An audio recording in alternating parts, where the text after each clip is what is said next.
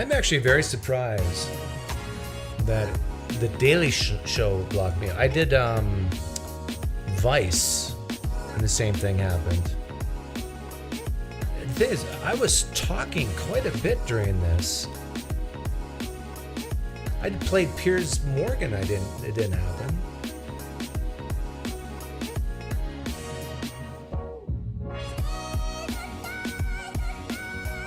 Thoughts on anyone like Vivek Ramaswamy for 2024? I haven't personally listened to him, but my wife listened to him and said she likes him. But I guess what we'll do is we won't play any more of this, because then it will just be pulled. So I'll open up the room for people to come in and give their thoughts on either the Richard Dawkins thing, with the whole cancel culture, trans issues, or even the financial part. Yeah, I was enjoying it too. I do want to say something though about it as more people fill the room, and that is that interviewer I do not want to be like. And so it's taught me a lesson to be more careful. And it got worse as it went on. As far as his, like, he looked like he was high on drugs, uppers, and wouldn't let Dennis or Kevin O'Leary finish his sentences. And so I can remember in the past where I've been similar, and it's good to see this. I don't think I've ever was that bad though, but still. That I don't want to be like that. But here's the main gist of the whole thing. This guy is wealthy, he took risks, lost. And the interviewer was basically saying, but you can afford it, you can handle it, but it's the retail investor that got crushed. Yes, the retail investor got crushed. How much responsibility does this guy get, and how much does the retail investor? If you lean left, if you're a woke atheist, if you're woke in any shape or form, you're always going to side with the little guy. You're always going to say, well, they're not smart enough to really know what they need to do with their money. I mean, they just are like sheep. I'm straw manning, okay? So I'm straw manning. I'm admitting it. But let me straw man first and then refine it. They're like sheep. They don't really know what they're doing, and they just listen to guys, this bald-headed guy, and whatever he says, look at that suit. The suit is expensive, so he must be very, very rich. So whatever he does, I will do, and then I will get rich and can afford a suit like that. Okay? That's the straw man version. The steel man version is not that much better. It's basically saying that people in positions of power have great influence, and we must be very careful with our words. But as I said in the previous live stream that happened 5 minutes ago, in order to even invest in a lot of these startup companies, you have to submit proof that you have at least a certain amount of money, net worth. And if you don't have that net worth, you can't even play the game. And so we're not talking about little guys most of the time. We're talking about big investors who can afford to lose. But if you lean left, you're more likely to side with and say, this guy is more responsible than the little guy. Even though the little guy knew that 80% of companies, startups fail, and even whatever, I mean, they're just a little guy and they need protection. Whereas if you lean right, you're going to say, hey, look, you knew that 80% of startups fail. You knew that you could lose your money, but you are greedy and you wanted to get rich fast. And so the responsibility is on you, most of it. Now, there's no right or wrong answer to this. This is not a right or wrong question.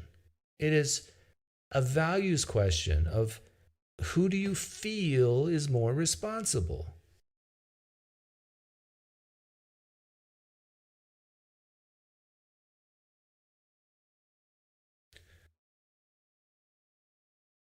Yeah, I hope not, Bill. I hope I'm not like this interviewer guy. Um, but he built up rapport, and he's very funny. But because he's so compassionate for the little guy, I think it clouds his judgment.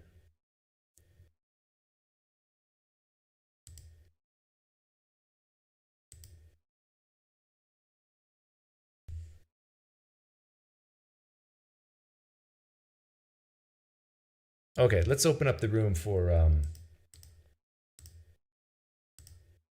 callers if anybody wants to call in and give their thoughts. That means I have to constantly adjust my audio now. It's Whereby always screws it up. Not just Whereby, other programs. So if you see me getting quiet, if you hear me getting quiet, let me know, and I'll bump myself back up.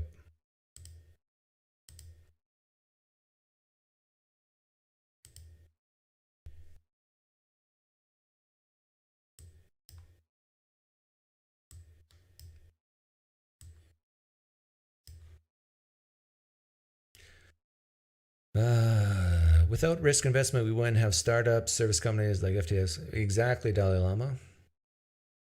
He was trying hard to reenact the Jon Stewart grilling of Jim Cramer. Yeah, I can see that. No take.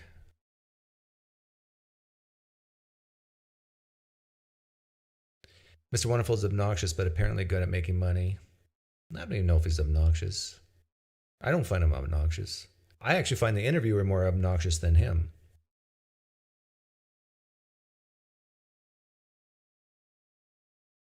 Yeah, he's not an interviewer, he's a comedian.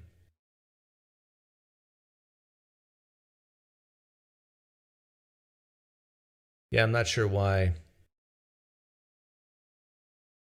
I got the. I don't know why I could play so much of Piers Morgan. Like, I literally stopped the video and talked for minutes. I'm adding value. I could protest and say it's fair use, but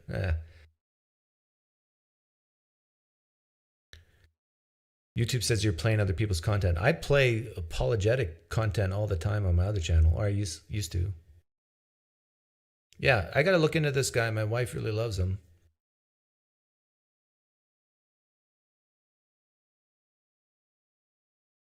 Have you watched Shark Tank? Yeah, I have watched it. I like it. Room's open. If pinned link on the top. If you want to ask me questions about venture capital, if you want to ask me questions about my revulsion to the woke movement,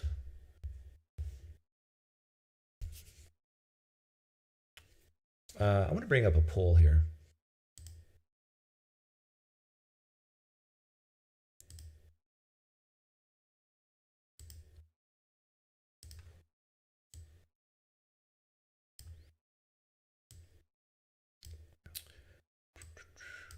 Majority of U.S. adults say gender is determined by sex assigned at birth. 60%. And it's rising. This is old. What year is this? This is a 4-point increase from the previous year, 56% in 2021, and now it's at 60 in 2022. And I think if you were to do the poll again, it would still be rising. Oh, look at this. Black Americans are most likely to say that sex is whether you're a man or woman is assigned at birth, and that cannot be changed from birth. I mean, if I was a really bad guy, I could pit groups of people against each other so easily. Actually, what that's not being a bad guy, is it? That's just showing inconsistency. So let's try it. Oh my, this is dangerous. What are two groups I could pit against each other?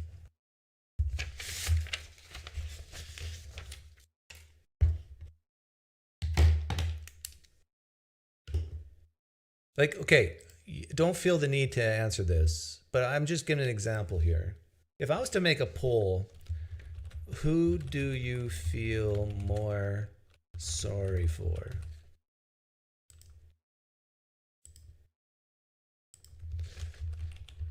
African Americans in the US or trans kids or transgenders? Not just kids, everyone. Like this is dangerous stuff, right?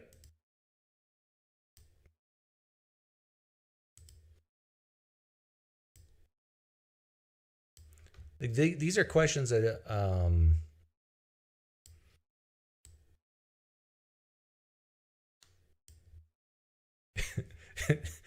that the woke left will not feel comfortable in answering. Who do you feel more sorry for, African Americans in the US or transgenders? Now, let me make a case for both sides. Some of you are just voting willy nilly. But African Americans, they have a history of slavery in the United States. There's people alive today whose grandparents were slaves, and that type of history spreads from generation to generation of the being put down and I mean they have never gotten reparations for all the tragedies that has occurred upon them. Now the transgenders, out of no fault of their own, they were born with this mismatch between their biological sex and what they're thinking in their brain. And society often looks down upon them and they get and don't accept them for who they are, and then they get depressed and have these suicidal thoughts. But if you had to say out loud who you feel more sorry for, I know most of the woke left feel sorry for both, but who do you have more empathy, more compassion for naturally, the African American or the transgender?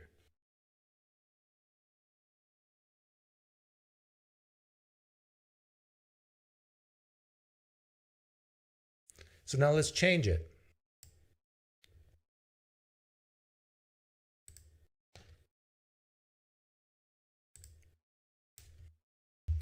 Who do you feel more sorry for?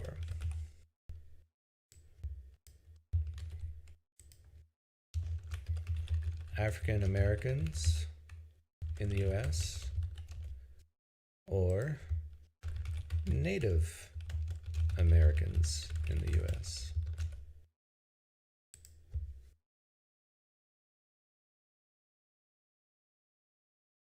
Now, everything I said about the African Americans still applies, but Native Americans, I mean, they go even further back. Some tribes were almost completely wiped out. Okay, so this is like March Madness. March Madness tournament.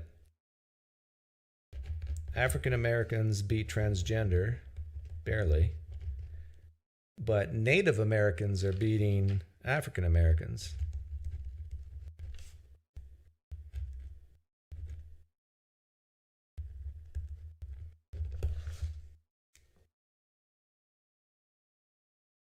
It's a version of the trolley problem I'm doing. Exactly, Mitesh.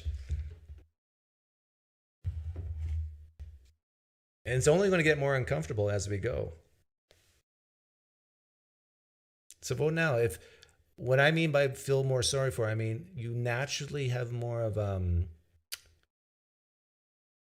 inclination of compassion, of empathy, of sympathy, of oh man, I gotta help. And I know you feel sorry for both, but I'm asking which you feel sorry for more. Remember the movie with Uma Thurman, Kill Bill? That scene in the house trailer. I know you feel both, but what do you feel more? Okay, so Native Americans beat African Americans.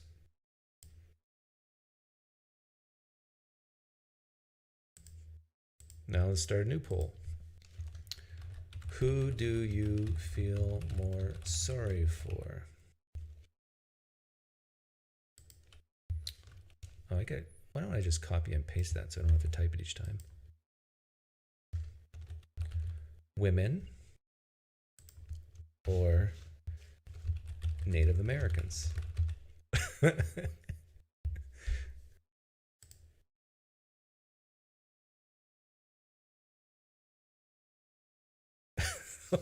I'm so bad. I feel like playing George Thorogood. Actually, you know what? I should.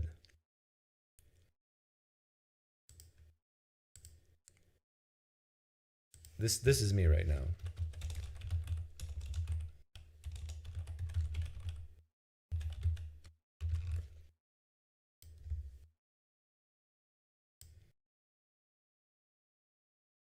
Beat trans Native American in wheelchairs. Have you guys no compassion? Am I going to publish these results? Yeah, these are scientific polls conducted by the workers of Rasmussen and Gallup and Pew. They're all sitting here with me. They have double checked my wording and they said it is very scientific, my wording. They have told me that everybody in this live stream right now, Rasmussen, Gallup, and Pew, have all researched every single one of you and said you are representative of every American every American that exists. And so we got a representative sample. We have correct wording. This is scientific polls. And sure, it might not be thousands of voters, but because it's so scientific, it is statistically correct to the 95% confidence level, alpha 0.05. We have run the aggression analysis. I forget all the other terms in statistics, but rest assured, you don't have to be bothered by this. All this lingo, just know that you need to follow the science. And then when it comes to intersectionality, children born with cancer are the most felt sorry for.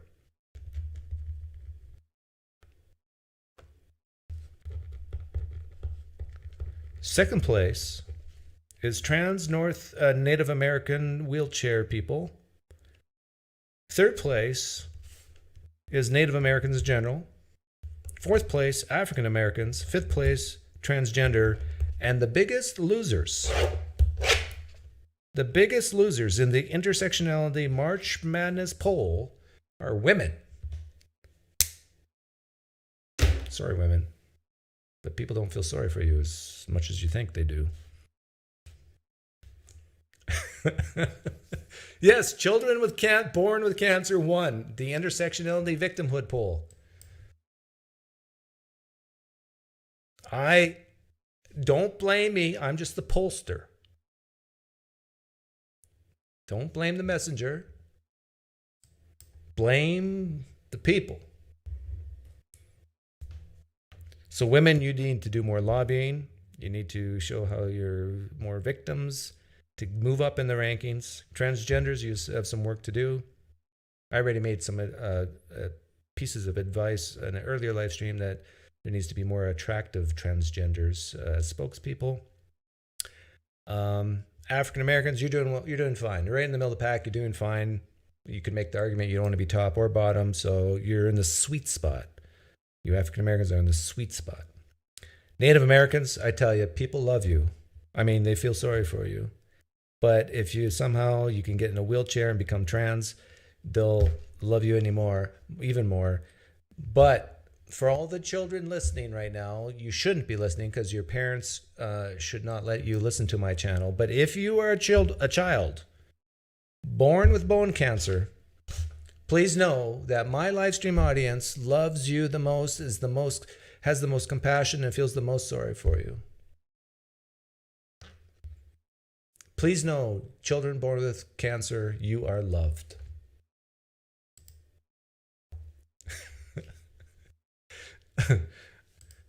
I can't tell you how much fun that was.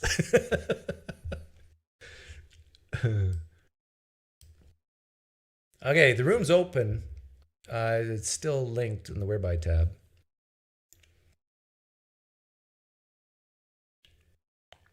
Oh yeah, what's that? Yeah, Carrie Lake just called, said that some of the ballots were too long, too wide. Yeah. Well, there'll be an investigation. Don't you worry. By the way, I did that poll as a way to make a point of just how incredibly stupid this critical race theory intersectionality thing is. It's basically what I just did, folks.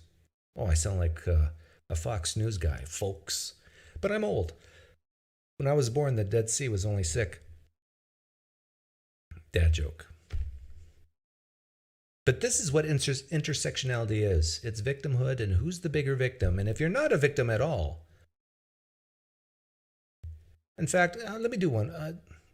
Let me keep the polls going here. I'm very curious. Who do you feel more sorry for?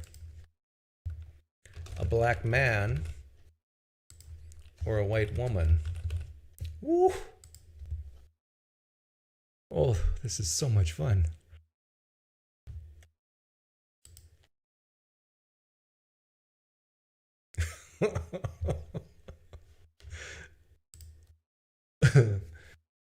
Come on, don't be scared to vote. Use your intuitions. What do you feel more sorry for? A black man or a white woman? Come on, don't, if you say neither, then you're dead inside. Don't be like me, Dalai Lama.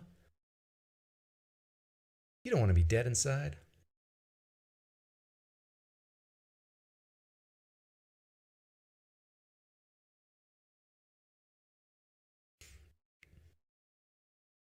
Well, look at that.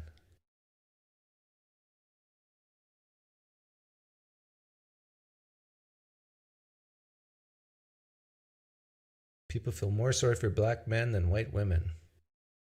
They're women, though. They just got to vote just like in 1913. When did women get to vote? Slavery was abolished way before then. And you feel sorry for black men over white women? Like they get paid less and they got the ceiling thing on the careers and they have to push humans out of their hole.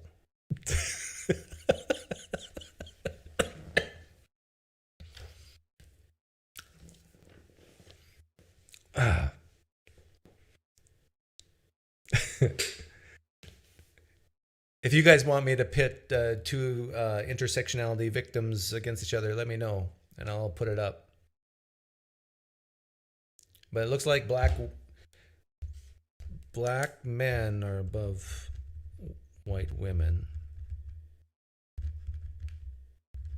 Again, this is all scientific. Give me some ideas.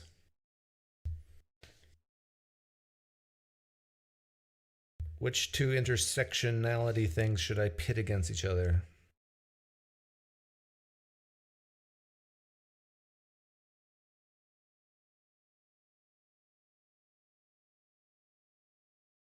Oh, we haven't mentioned white men, have we?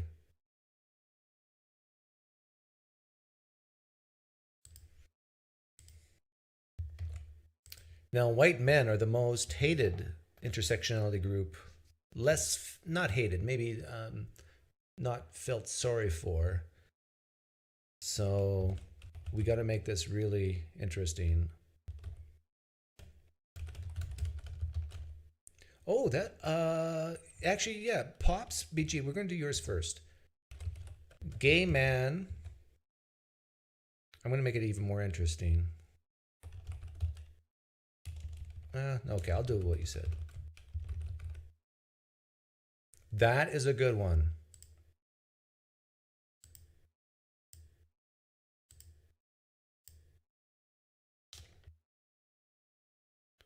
Who do you feel more sorry for, a gay man or a black woman? I know you feel sorry for both, but you got to choose one. This is critical race theory intersectionality polls. We got to keep it straight on who's the bigger victims.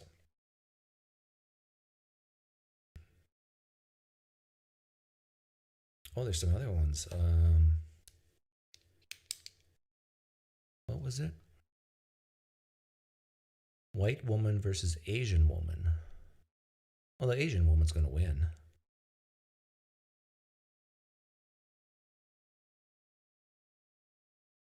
Sorry, gay man.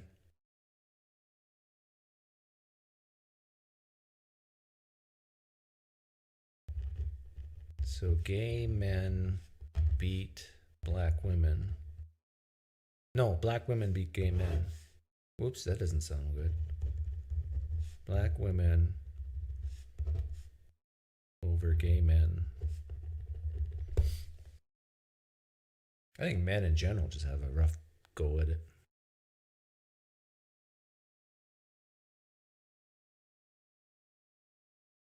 Okay, so it's close though. Maybe I'll let it run till over 30 votes so we can get a scientific representative sample.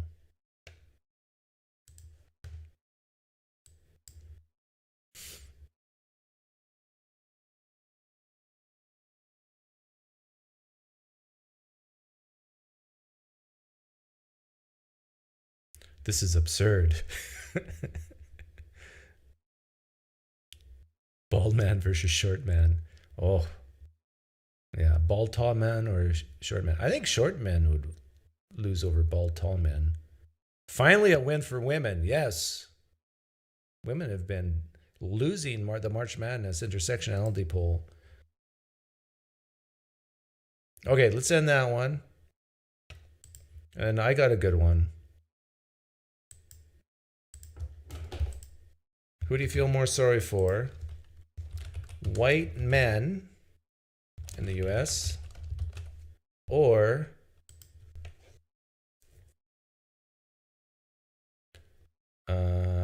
serial rapist Asian woman? So it's an Asian woman who's a serial rapist.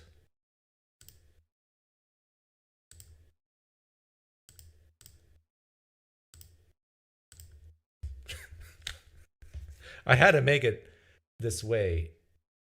There we go.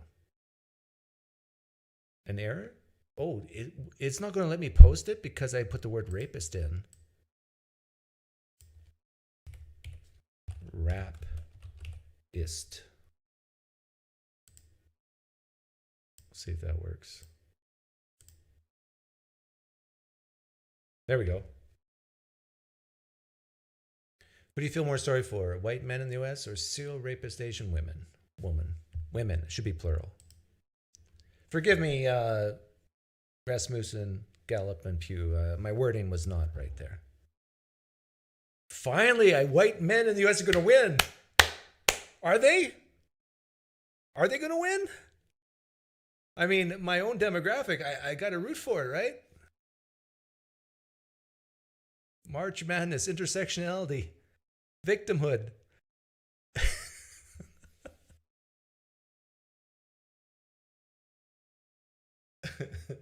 Ah, feels so. I'm so proud to be a white male right now. I mean, people actually feel sorry for me now when compared to a serial rapist Asian woman. But still, that's something.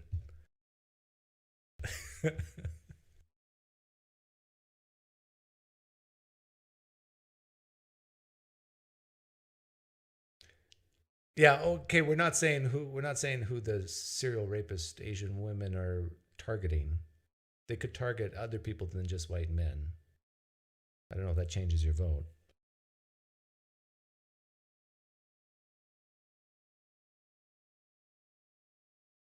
Okay. But that's what it took for a white man to win. To feel sorry for. Pit the white man against a serial rapist, Asian woman.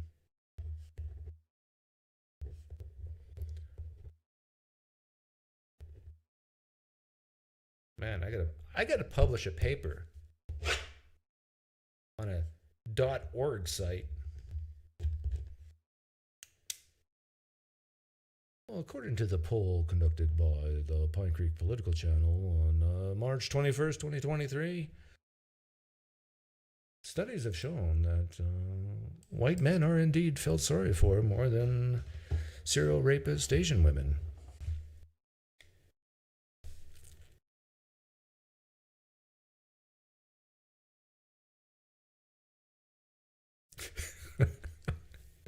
Still 25% of you voted for the serial rapist Asian women. Oh, this is hilarious. Yeah, I got to publish it on that .edu site, yeah, or .gov. We all trust the government, right? Okay, nobody wants to talk to me? You'd rather just be entertained? You want me to do all the work? Should do this every year. Should do this every week. Oh, speaking of which, I almost forgot. Every week I promised that we would care about the environment.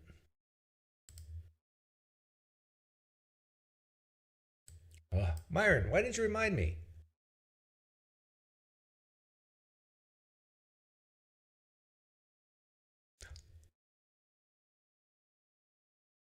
No way.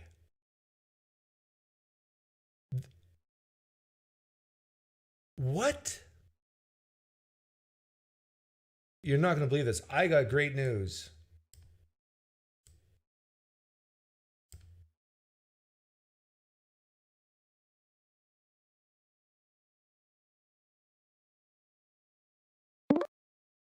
Hang on. I hear your call, but I got to figure out what's going on because they changed something. Didn't this last week say 104? Holy crap. Are they changing the data, the baseline on us? Okay, sorry, I got to look into this. I could have sworn that last week. Good thing I'm recording this every week. I could be wrong here. Let me double check. Okay. That's good.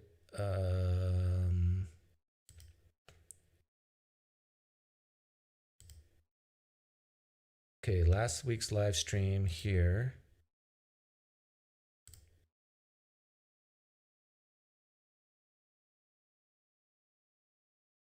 Didn't I do it last week? When I did the Sam Harris thing? Yeah, I did. No, I didn't.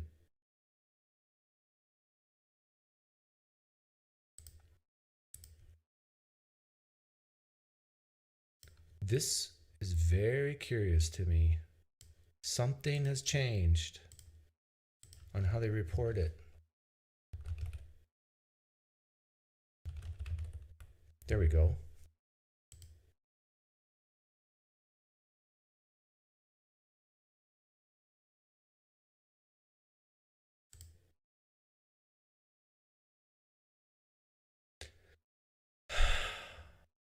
What?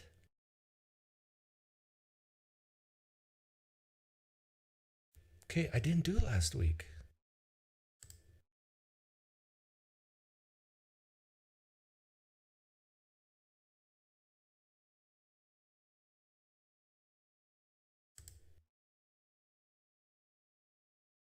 Something. Oh, here we go. Here we go. Here we go. Yes. Yes. What the heck? What the heck is going on? Sorry for my foul language, children. This was a week ago.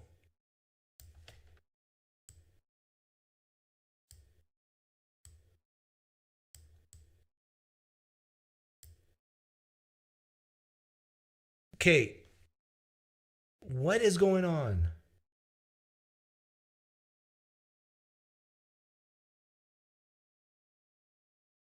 Since 1993. Okay, they're using the same base year.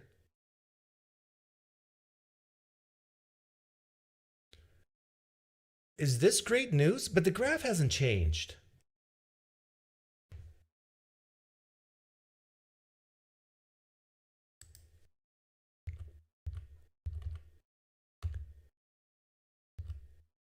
is going on? Okay, look. This is...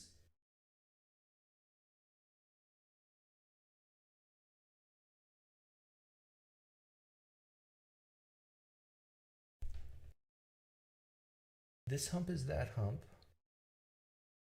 That hump is that hump. That hump is that hump. Like, I zoomed in at this one, the bottom one more. I got great news to report, everyone. The sea levels have dropped greatly. The sea levels have dropped greatly. This is huge.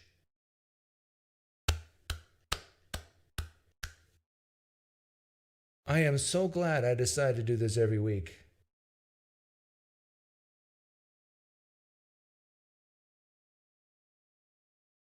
$96.7, and 2 weeks ago it was at 104. They reported at 104 for back in November. So they made an error and corrected it. This is huge news, folks. I don't know why this is not on Fox News. This should be on Fox News, MSNBC. I mean, all the efforts we put into fighting climate change are finally paying off. That is the biggest drop I've ever seen in my 1 month history.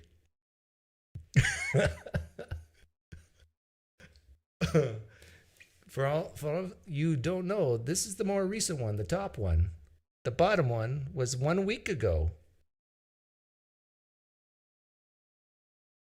I was led to believe that we have an exponential increase. Exponential increase. Sure, there's going to be times where it's going to drop, but this much? Like, hang on, what's the drop from here to here? 95 to 92. 95 to 93, basically. A 2 drop. This is a 7 drop. 7.3 drop. I mean, this is amazing news. Okay, and I know someone's waiting. Just be patient. We got to do global temperature. Oh, so encouraging. Everybody was so worried there for a while.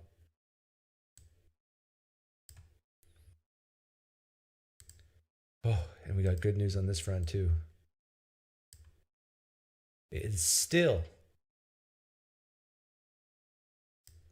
the global temperature in 2022, 0.89 degrees increase, is still hasn't gone higher than back in 2015. I mean, 7 years of no increase.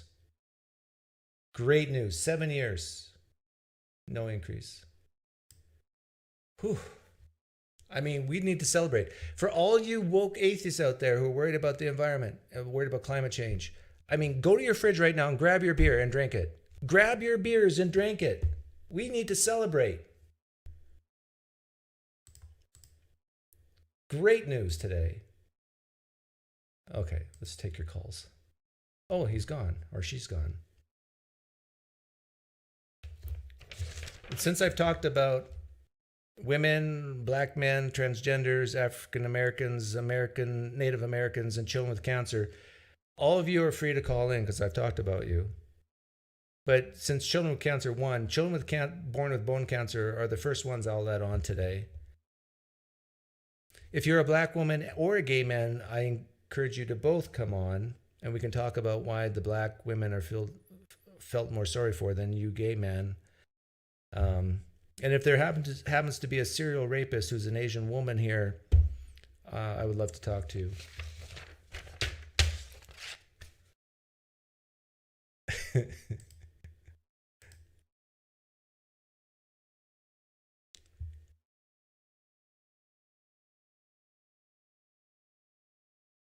If you don't like alcohol, then go to your fridge and eat a fudgicle.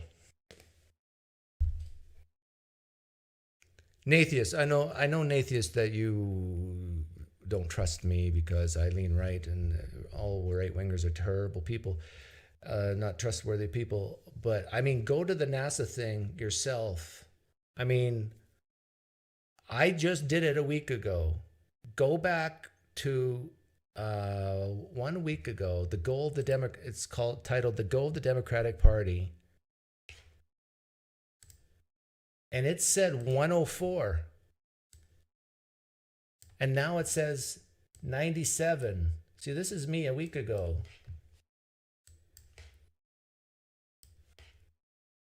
Okay, 104 above 1993 levels. Oh, but it was 104 in September 1722. Okay, so the sea level rise has not gone, made new highs for several months. See, that was me 7 days ago. And today, sea level rise is, according to NASA's website, 96.7. Oh, so good. So good. It's a miracle.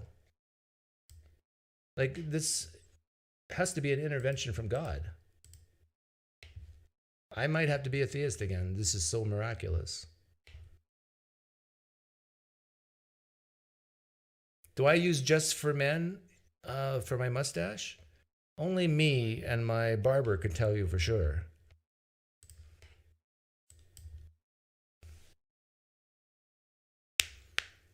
You're a centrist? I mean, if I think back of all the great centrists in American history, I can think of no one. That's a Rush Limbaugh line. Nobody wants to call in? Nobody wants to give me grief?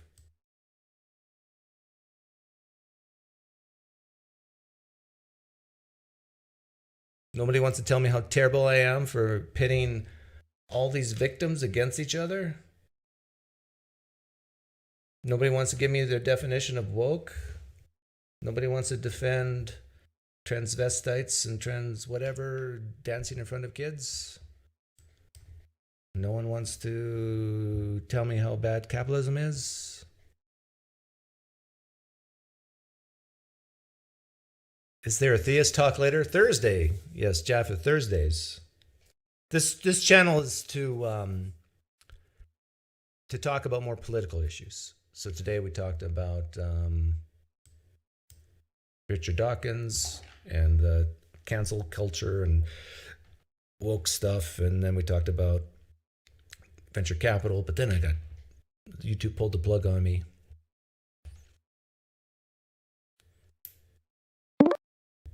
Here we go. Finally, we got someone with courage. Are you a serial rapist Asian woman? No, sorry to say, I'm Irish, white, atheist, libtard.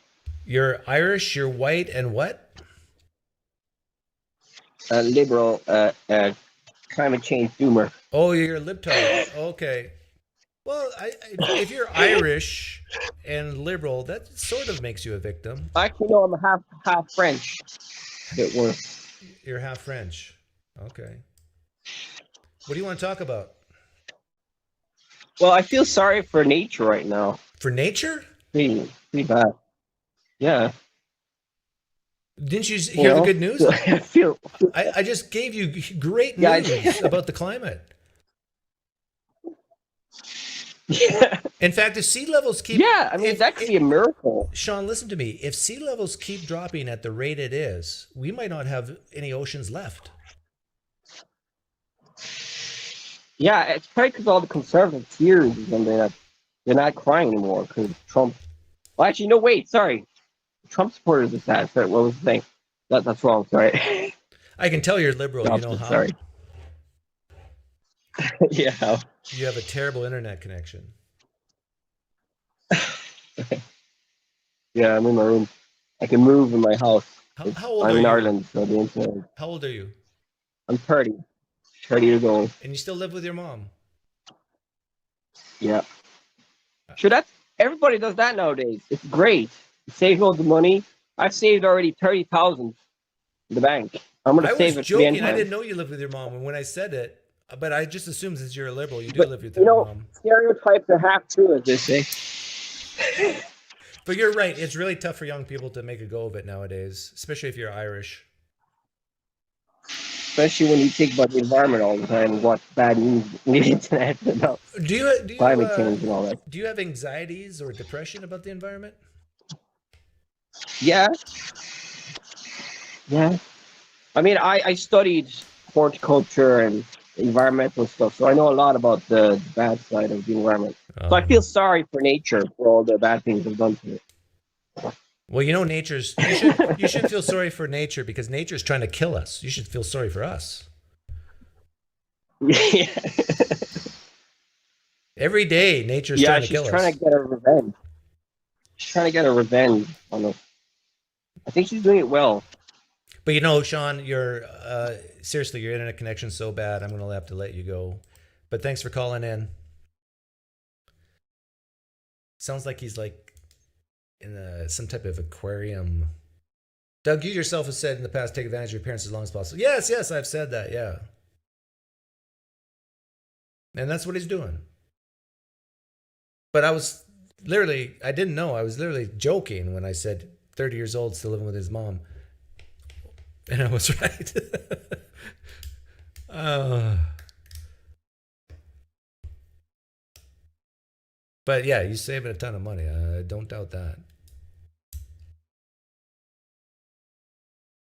In fact, he'll probably become a millionaire before his parents do.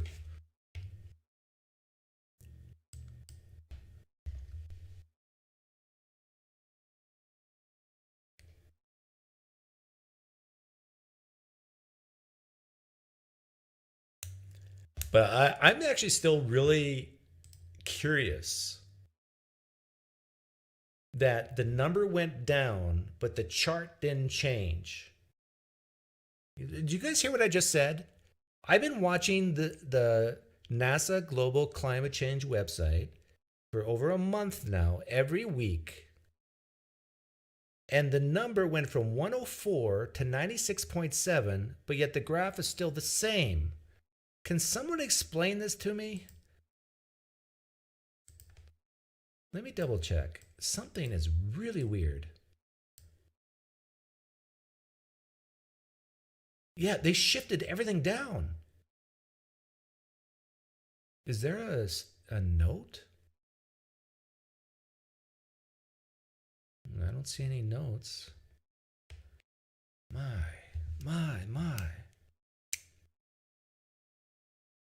Chart is incomplete and it goes to just 2020. No, this chart goes to November 18th, 2022. You can look at it yourself. It's climate.nasa.gov/vital signs hyphenated /sea level. And in fact, why don't I save you the trip?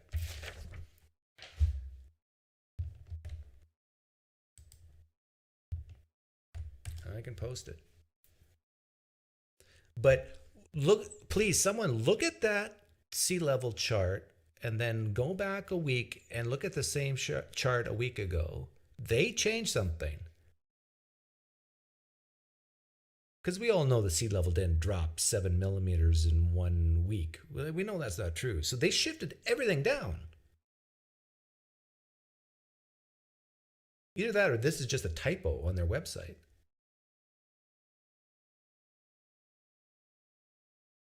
Maybe it is just a typo. But I mean, how does that instill confidence in the American people when NASA is doing simple typos?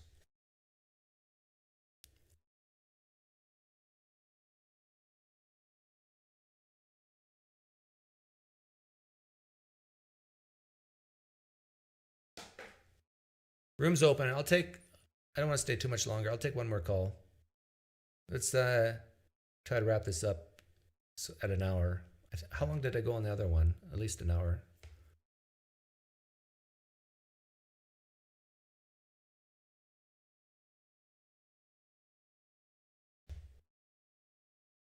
Zooming in on the last 5 years is like monitoring the last 5 weeks of weight gain, ignoring the previous years.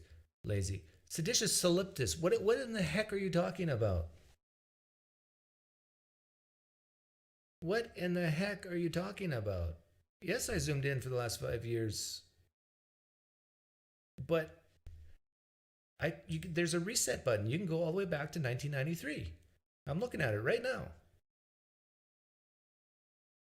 And I'm telling you that in 1 week, according to their numbers, the sea level dropped 6.3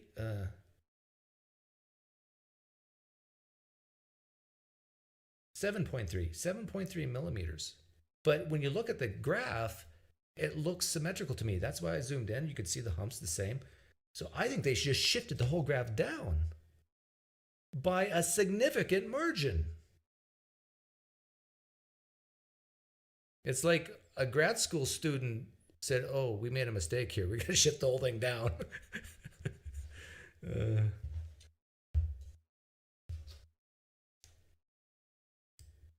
But I tell you, my advice of looking at a NASA chart once a week, for you liberal woke atheists out there, if you do that once a week, you would have saw what I just saw before I saw it. And you said, "Oh, something's going on here."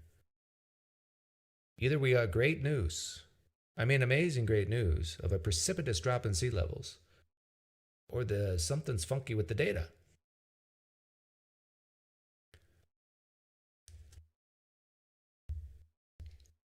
Are you being a serious atheist, or are you just joking around? If you're not joking around, I'd love to know why you think I'm in bad faith. Doug, do you have a live chat or top chat on your YouTube screen?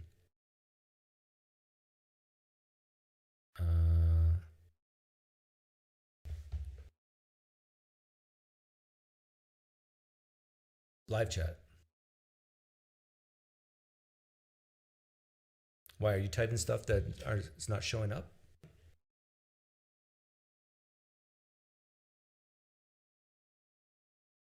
No, the starting is at 0 for both. So they use 1993 as the standard and saying the sea level standard is 1993, that's 0. And then how much has it increased since 1993? Last week it was 104. This week it's 96.7 millimeters. Again, look at it for yourself. Watch my live stream. You can, it's time stamped at 29 minutes roughly. And you can see it for yourself. This is why it's always good to actually screen capture important websites and see how they change over time.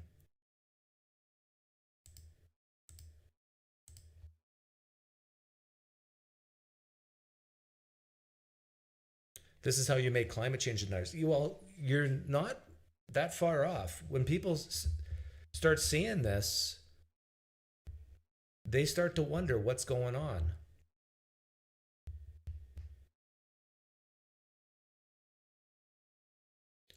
Sometimes on other streams I see on my chat screen is different than yours.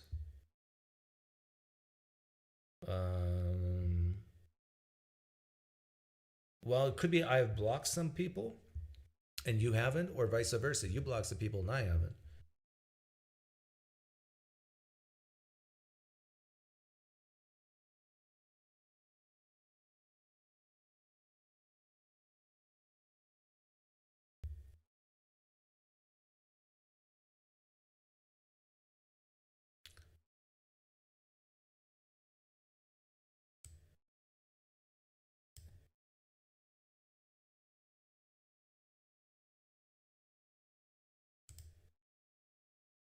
Who are you talking to, an atheist?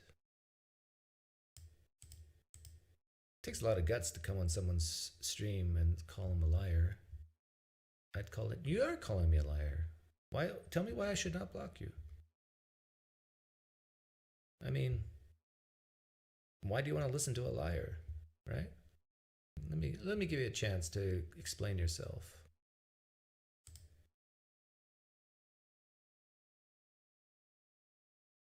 And once you're blocked on live stream, I tell you, you'll never come back.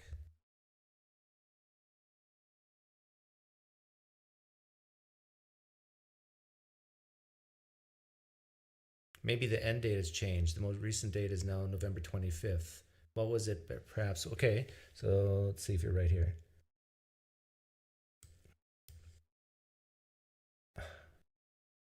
Last measurement, November 2022, November 25th. Okay, you're right. On this one, it was. Oh, that's encouraging. Okay, so 104. It was November 25th. I got it right up. Timestamp 29:05, November 25th. Same date. 1 week ago, 104. Today, 96.7. That instills confidence. Does it not?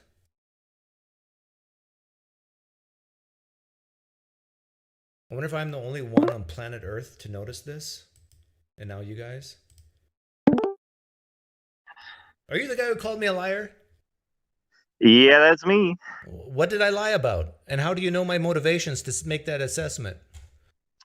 Well, okay, so look at it this way, man. Like, do you know how to read statistics? Like, do you know how to read like the line trends like of that graph? I'm going to say no, just for fun. Okay, so you have no idea what you're looking at. You see this little tiny change in the numbers, and you zoom in really, really far, and you tell everyone, look, see, they have no idea what they're talking about. When Whoa, in stop reality, there. I said, look, they have no idea what they're talking about. I said that? Did I well, say that, sir? you're essentially making that claim, right? You're What trying to claim am prove I that climate essentially change making? isn't real, correct? What? You're trying to prove that climate change isn't real, correct? No, Like, no, okay. no. So climate change is real. Yeah, I lost you for a second. You're back. Okay. I'm on record as So, saying I believe the Earth is warming. okay. Yeah, I've So said that many times in the past. so then like why are you attacking it then? Like why are you attacking the numbers? Like are you trying to get Whoa, like whoa, whoa, climate whoa, change? whoa. Oh, he left again. What's wrong with your internet connection? Come back.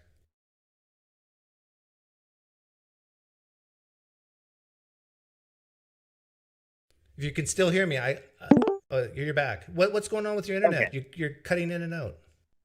Might be, bro. I don't know. It's I have connection issues sometimes. That's why I wanted to call in, but I had a feeling that something like this could Are you happen. on Are you your? hearing me okay now? Yeah, I'm hearing you okay when you're here. But are you on your smartphone? Yes, sir. Yeah. Are you getting a whole bunch of texts or No. Let me. notifications? I have a feeling you're cut out every time you get a notification Okay. for some reason. So if it happens again, just keep popping back in. But Okay. but Okay. I am sincerely shocked of what happened. Last week I looked at it, it was Okay. 104, and this week it's 97.3 or whatever it was. And Okay. I can't understand it. And when I looked at the shape of the graph, it looks like all they did was just shift the whole graph down. Okay. So So they could have made an error. how does that make me a liar?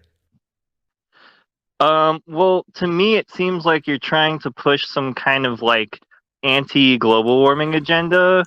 And that's kind of why I'm pushing back on it. But if you're not anti-global warming, then we cool, like, we could talk about something else if you'd like. If you really Okay, aren't no, but anti-global warming, no, I want to. then there's a You're not lot of going to get stuff out we of could this talk that about. easy, because Okay.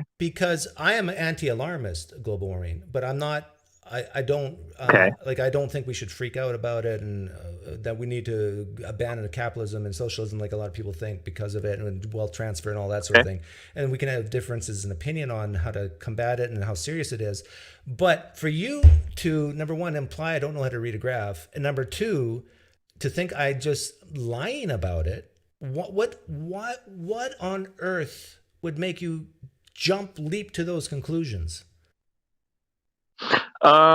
Well, yeah, because I'm okay. So I'm new to your channel, obviously. I like watching stuff that I disagree with to, stay out of echo chambers. So so I don't know your like actual agenda. So maybe I did jump to conclusions. I will admit that.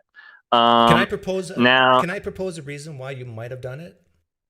sure, And you can tell me if I'm wrong. And absolutely. this is just a guess, but my guess is the reason why you had this, what I will call a knee-jerk reaction to call me a liar, is because this issue is very, very important to you, and you let your emotions get the better of you.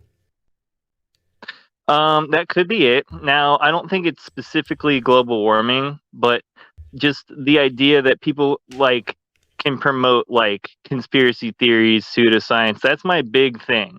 Like, if you are promoting some kind of conspiracy theory that global warming isn't real, just let all the fossil fuels do what they want because nothing's going to happen. If that's how you are, then yeah, I definitely would have a problem with that. But if you're just simply looking at some data, seeing some little tiny changes that kind of are weird and just These are kind of not reacting to them. the change that I'm freaking out about today is not tiny. It's a huge change downwards. And I think there has to be a typo. I mean, it could be a typo or it could be some kind of like an error, right? Like, we can't just like jump to conclusions here, right? So like I did, right? Well, With yeah, thinking that you're some kind of I honestly don't know what's going on, but you said that, we shouldn't promote these conspiracy theories, but this is how conspiracy theories start, is when people, what you would think, trust the government to give them the data accurately, and a guy like me is tracking it every week, and I see this whole curve just 1 week go down a significant amount. Like, it's over Okay. the plus or minus. It's like the plus or minus on each data point is 4 millimeters. It went down 7 Okay, in 1 so week. I think what's happening here is the way that scientists like gather data and stuff. They don't. They gather it from like a huge set of data points, right? And so they might not always get it right, or maybe they'll find new data that they can add to it to make it a little bit more accurate. Or like you said, it could be a typo, but I'm guessing it's the former. That they found some new data points, added it to the graph, and that's what changed that number. That's kind of what Yeah, I'm thinking actually happened here. but the thing is, I'm kind of ruling out typo because it really looks like to me, and I would love actually, they do provide the data on a point by point basis. Hmm. And I'd have to study it more, but it really looks like to me they shifted the whole graph down a Hmm. significant amount. Like, even going back to 1994, like they just took the graph and went poof. Well, yeah, I'm not sure about that. Like I said, it could just be like you said, it could be a typo. It could be all kinds of stuff. But I think the point of the graph isn't like the total number that you're looking at. I think the point that shows the global warming is the trend from 1980 onwards. If you look at that, if you zoom out of the graph and you look at from 1980 to now, you can see the levels rising significantly. Like, you can see like it arches upwards. And that's very apparent if you zoom out. See, the reason I thought you were bad faith is because you were like zoomed very far Yeah, in but let me show and you just something. looking at that one number. Okay. Let me show you something. Okay. I don't know if you can see it, but Okay. this is like, if you go to this link, this is the data you see. You can't Uh-huh. you can't go back to 1980. In fact, if you read this, rise since 1993. Their baseline is 1993, so that's where they started. So here's the thing: is I looked at that page you sent, and a couple other graphs showed up, and some of them did go back further, and you could see 1980. And so I'm thinking, why is he ignoring that? That seems Okay, like that bad might, faith. but this is the sea level rise. Oh, you're Okay. oh, and I'm just looking at the top graph. You're right. Underneath it, there's one going back to 1990. No, sorry, Yeah. 1900. Yeah. Yeah. It goes way back. Exactly. And when I saw that and I saw the other graph you're showing, I'm like, well, there's a graph directly under it that like shows like the actual I know, like but obvious global warming I've trend, said right? nothing against this.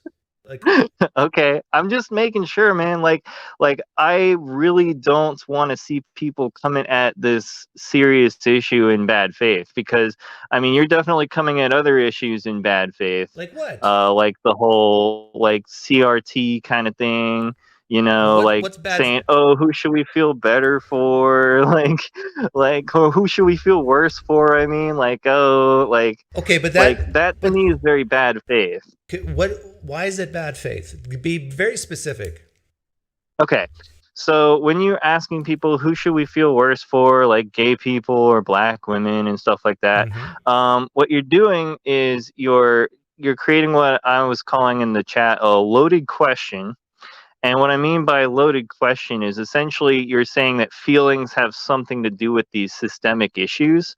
Um, Now, what I've noticed is that difference between liberal and conservative in a lot of issues is that the liberal side will look at things from a systemic level. How are people being systemically affected, right? Yeah. And then we look at these social groups like black people, gay people, you know, these groups that are affected in a system, right? Yeah. Whereas a lot of conservative people look at things from an individual level, Right. right? So if I was a conservative, and I have been in the past, I kind of flip flop a lot. That's why I feel fairly rehearsed in both sides. If I see somebody telling me that black people are more oppressed than me, and I'm like sitting here like cleaning toilets, which was one of my jobs in the past, and I'm like, what are you talking about? I'm not oppressed. Like I'm not. I mean, I'm being more oppressed than you. Like there, you know what I mean? Sorry, I'm like a little nervous here. That's right. You see what I'm saying? But in reality, what CRT is talking about is it's like a systemic kind of issue. Like, how are the laws set up? How are the general feelings of people, you know, like let's say with job interviews and such, you know, and I'm not fully rehearsed in CRT myself. I really only know the basics. And I'm Well, there sure, is no one CRT. That's the issue. I mean, like, there's so many ways of defining it and coming at it, looking Mhm, at it. mhm. There's no, like, I was often asked, "Hey, Doug, define CRT for me." To me, that's a loaded question. It's like you can't No, simply, that's fair. yeah. That's fair. I mean, the way I look at it is like this: since I'm like a white dude and I'm not like one of these other like races, like I'm not a black guy, I can't be in their shoes. I can't see how people treat them, right? So, like, I'm not really able to fully understand all of the issues that they have. So, all I can do is look at empirical evidence, secondhand reports from these people. That's really all I know, Okay, right? but And the reason why I did the March Madness pitting the intersections against each other is because uh-huh. you know how since we're both white males, we've been told Mhm. by some people, either directly or through social media, that we should shut up and not talk about certain things. Have you ever heard that? Yes. Yeah. Now, from what I understand about that, it has more to do with like white knighting, where like you're trying to defend a group that can just defend themselves, kind of deal. It's like let the people who are actually dealing with the issues speak out for themselves, kind of deal. Like you Oh can yeah. be what they call like Yeah, an I agree with you. ally, right? They call it like an ally, right? But yeah, I agree with you. Some people will go out and they'll white knight, right? And they'll try to defend women or defend black people or defend trans people, Yeah. but they're coming from a situation where they're just trying to like virtue signal, like, oh, hey, I'm on your side, kind of deal, You and I right? are 100% agreed on that one. In fact, Cool. I did a Told video. you we'd agree on stuff. Uh, I told you we'd agree on stuff. I tend to. I'm not saying it's always wrong to white knight. I think you should white knight for kids born with bone cancer.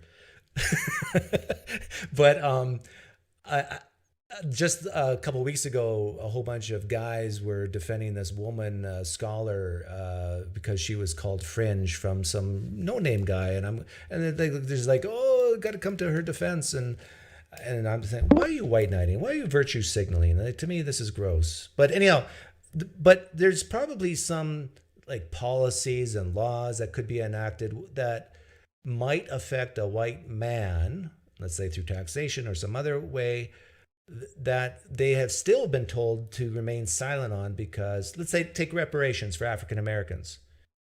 I pay quite a bit of taxes. That will, if it's paid federally, that does affect me. Am I to shut up about issues like that? Um, and so, but what this intersectionality does is it kind of says these are the people who are allowed to talk, right? Did I lose you?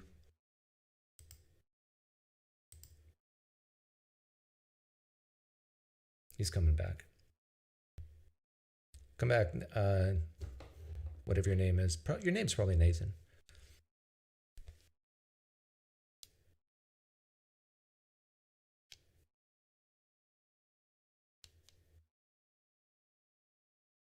Actually, I'm looking at his beard, and I'm thinking maybe I shouldn't grow a beard because then people will think I'm liberal. But maybe that's a good thing. Oh, I got to get a beard and a man bun. How do I get a man bun without hair? I need a wig. I mean, a nice thick beard and a man bun. Doesn't that scream liberal? Oh, no offense to Bob who might be listening. One more. Oh, I got you. Yeah, you're back now. Oh, sorry, the connection timed out there. Like, have you ever heard the whole idea that the more victimhood status you have, the more likely you can speak and be heard and listened to? Like, I think that's a big part of critical race theory, is this idea of intersectionality. Who's been systemically oppressed the most, right? Well, yeah, I see what you're saying. You're trying to make it seem like it's some sort of a competition, you know, Well, that was when in me reality, that's me being fun with it. yeah. But I think I get you. I think most good humor, there's truth behind it. And with critical race theory and the idea of intersectionality, that unless you've walked in their shoes, as you said it, and have been oppressed systemically like they have, maybe you should just be quiet and listen to their lived experience. I've heard this many times before. And by doing that March Madness poll, what I said is it actually helps refine who should be listened to the most, who's most systemically oppressed the most. And according I disagree. I think everyone should be listened to. Like, even white men on African American issues, white men on white men on white men issues, yeah. Okay, so but white men shouldn't be listened to, and this is what I'm getting at. I'm getting at Native Americans beat out African Americans, and so maybe they're more systemically oppressed, and maybe we should listen to their lived experience more so than the African Americans. We should listen to both, but we should give special treatment to the Native Americans because they've been most systemically oppressed. Well, I see where you're coming with that, and it does still feel a little too facetious for me. The reason being is, like, you know, everyone's got issues, and some issues are not necessarily better or more important than others, but some people need more work put into those issues, right? Like, some people need like more effort through whatever political intervention. No, not re-education. I'm saying political intervention of some sort to make these people's lives better, right? Or to make, or even like a cultural effect, right? Like, where, like, if we teach people to appreciate each other and try not to look at race as much, or, you know, try not to other people. Hang on. I found another point of agreement between you and I. Okay. You just said we shouldn't look at people's race as much. Well, I meant, something like that. I meant, like, did you mean to say that? Yes, we shouldn't look at race as much, because race, here's the thing about race though, is that race is kind of like a culturally ingrained thing, right? And the reason why CRT exists is because people look at race too much, right? And it's ingrained in our culture, right? So the idea is to get rid of that, right? To make everyone, you know, more colorblind, right? And because the culture and the system is not colorblind, we still have to look at it that way. Do you think, in order to fix it? You follow me? Yeah, in order to fix it, we still have to see color, but the goal should be to be colorblind. Yeah, that's the goal, but it's not there yet. So if you say I'm colorblind, you're actually being disingenuous because people who are struggling because of their color are not colorblind. They have to see it. They're forced to see it. You follow me? Mm-hmm. When do Yeah. you think we can stop and be colorblind? What kind of markers do Um, we look for that now's the time to stop? that's a good question, and I don't think that's something I can answer because I'm not in their shoes. And how You do follow me? and how do you decide a person's status in life or where they're at in life? How do you decide it's because of their skin color and their history of their skin color, or them just, let's say, being a goofball? So let's say Well, someone's and trying that's to someone got a job and they're mhm. fired, and the guy says, "Oh, I was fired because of my skin color." And the boss says, "No, you're fired because you showed up late for work 5 times in a row." Like, Well, and that's the thing, right? Is like on an individual level, like how you're looking at it, right? This would be the conservative point of view, right? The right. individual level. And the individual level, things definitely become more varied. What we're looking at in a systemic level is more of the broader picture, right? So if you look at it individually and you see these issues, right, and you can see like it could go one way or the other, right? It could be that the dude was lazy, or it could be that the boss was racist, right? Like the only way you'd be able to tell is through looking at it from a broader picture. Is the boss firing a ton of black people? Can you tell? You know, like it gets a lot more gray when we talk about the individual, right? The only things that we can really look at that because social science is weird. I've been learning a lot about social science lately. It's very much a soft science, and it's hard to directly pinpoint every little issue, and I'm definitely not an expert on it. But Um, you would say that there's systemic racism in the United States today, correct? yeah, of course. Of I course, you said. mean, Okay, can you give me an example today? well, yeah. Like look at like the jail system, incarceration. Look at how much sentences black people get over white people. Look Okay, at but how did um, you determine that was due to their race and not another factor? Like, let's say that's a good question. That's a good question, like right? let's So say these two are people these are commit the same important questions. crime. Let's say two people commit the same Hmm. crime. One Hmm. guy's white, one guy's black. The black guy gets a Hmm. 20-year sentence. The white guy gets a 10-year sentence. Hmm. Like, one could scream systemic racism.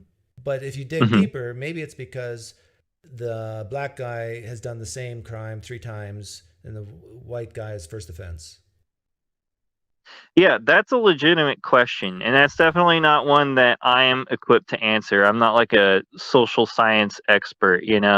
A lot of people, when they look at the hard data, you definitely don't want to just look at the data. You definitely want to try to look at other data to cross-reference intention, right? So I think you're on the right track here, but I think the problem is more research would need to be done to see if that's really what's happening. Like, and don't get me wrong, like, I fully admit that there's racist people in the United States, a ton of them, and I fully admit that some of these racist people can be judges and juries and police Hmm. officers.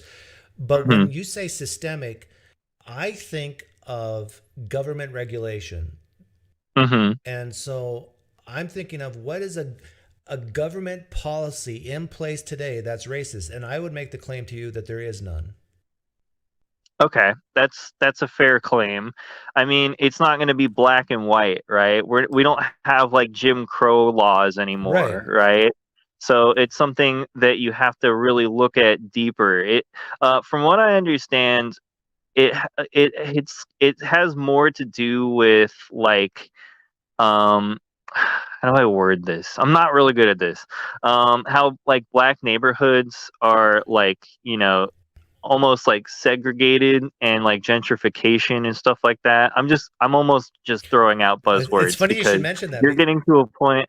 It's funny. Go It's ahead. funny you should mention that because I did a couple weeks ago. I did a video on the Dilbert creator who said that a poll was done through Rasmussen. Whether the poll is right or interpreted right is irrelevant. He basically said his opinion was that Mhm. white people should get away from black people. And people were saying this is racist.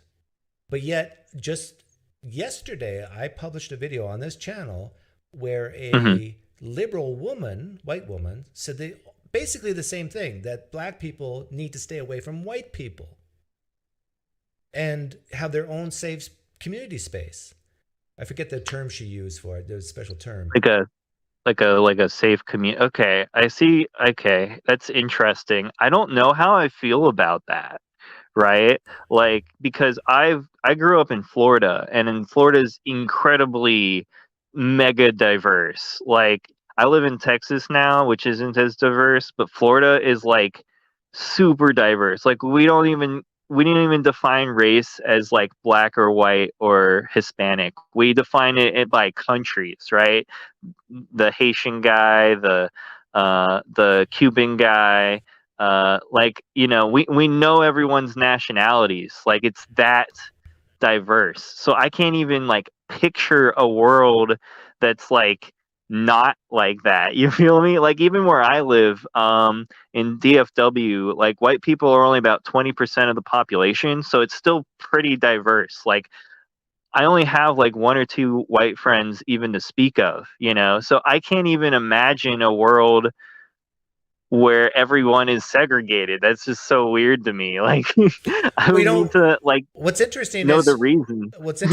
I think you and I agree on a lot of things, except for maybe Mhm. the systemic racism part. Like, I think on the books as laws today, I don't see Mhm. any. I had a guy who he said he specialized in CRT. He came on and I asked the same question to him.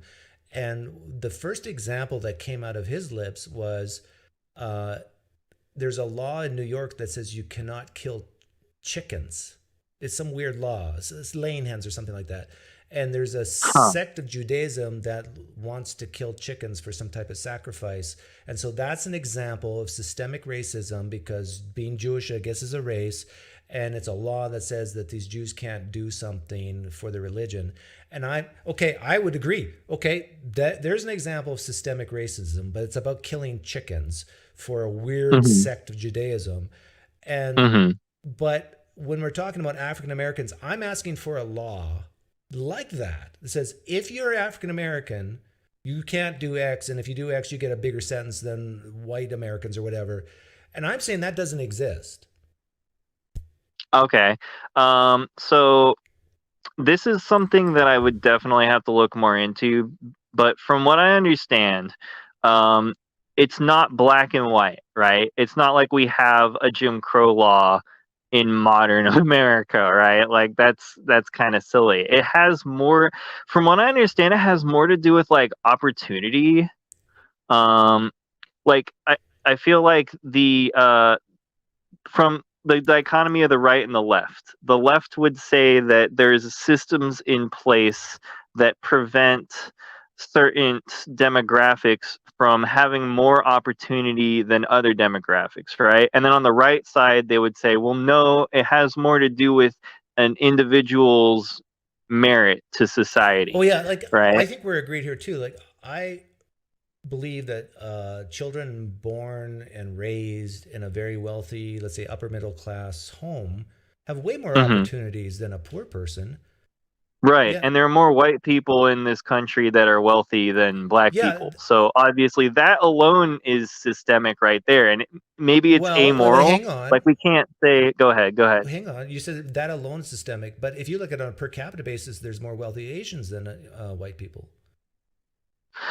So That feels like whataboutism though, it because is sure, there could be whataboutism, but more. whataboutism is excellent. Whataboutism is great. No, No, and here's why. no, no. It's a consistency check. Like I have a religious channel where someone will say, "Well, I believe Jesus rose from the dead because of eyewitnesses," and I'll say, "What about the Mormon who says?" And I never get complaints from liberals when I use whataboutism when it comes to religion. But when I use whataboutism with religion, I mean, with politics, right away, it's like this magical word that if you just say whataboutism, then it goes away. No, This is good whataboutism. It's a Okay, consistency check. If you're saying let me there's correct you here. if you're Let saying me correct you okay, here. go ahead.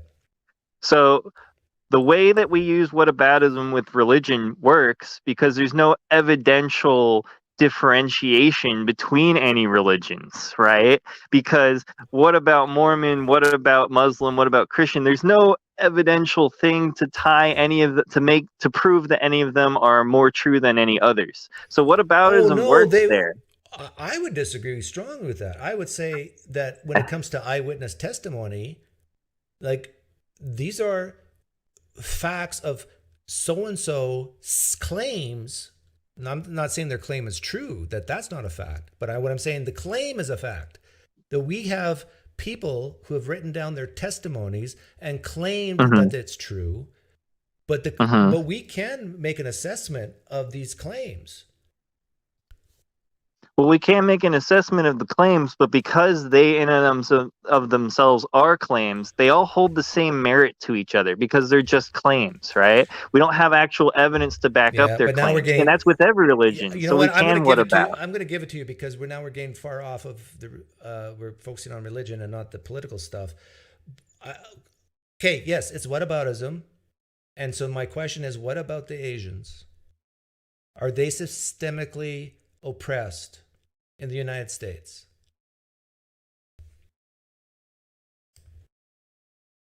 And he's gone. The answer has to be yes. But yet it seems like it doesn't change the median income level. I've been noticing that Asians themselves who are liberal are feeling guilt because they're making African Americans look bad. Here we are, people of color who are outperforming the whites. That doesn't look good for systemic racism. So what are we going to do? It doesn't look good that Harvard, Ivy League schools have to raise our GPA standards and lower African Americans, and yet we're people of color. What are we going to do?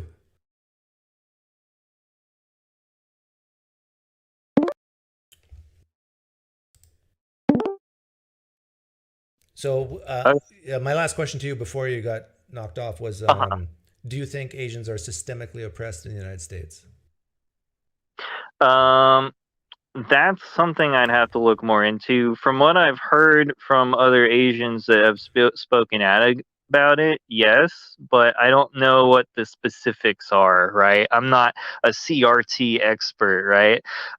But the thing is I think the reason why I'm calling you out for whataboutism is because we can differentiate between these different groups, right? And like especially What when do it you comes to mean? like What do you mean? rich or poor. Oh yeah, I agree with you. Rich or poor is pretty easy, but how would you differentiate between a black person and a white person?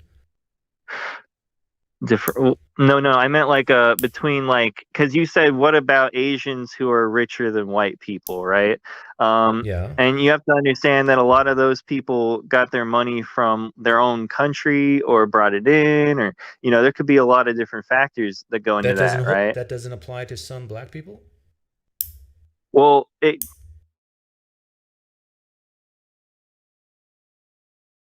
Like I would claim that there's a lot of black second generation people from Africa who brought a lot of money with them. See, what he's getting at is African Americans, which is a subset of black. But in the United States, because most people are ignorant, they lump all black people to African American, which is not true. You can be black and you can be Caribbean. You can be black, you can be an African. You can be even dark shade and be Middle Eastern.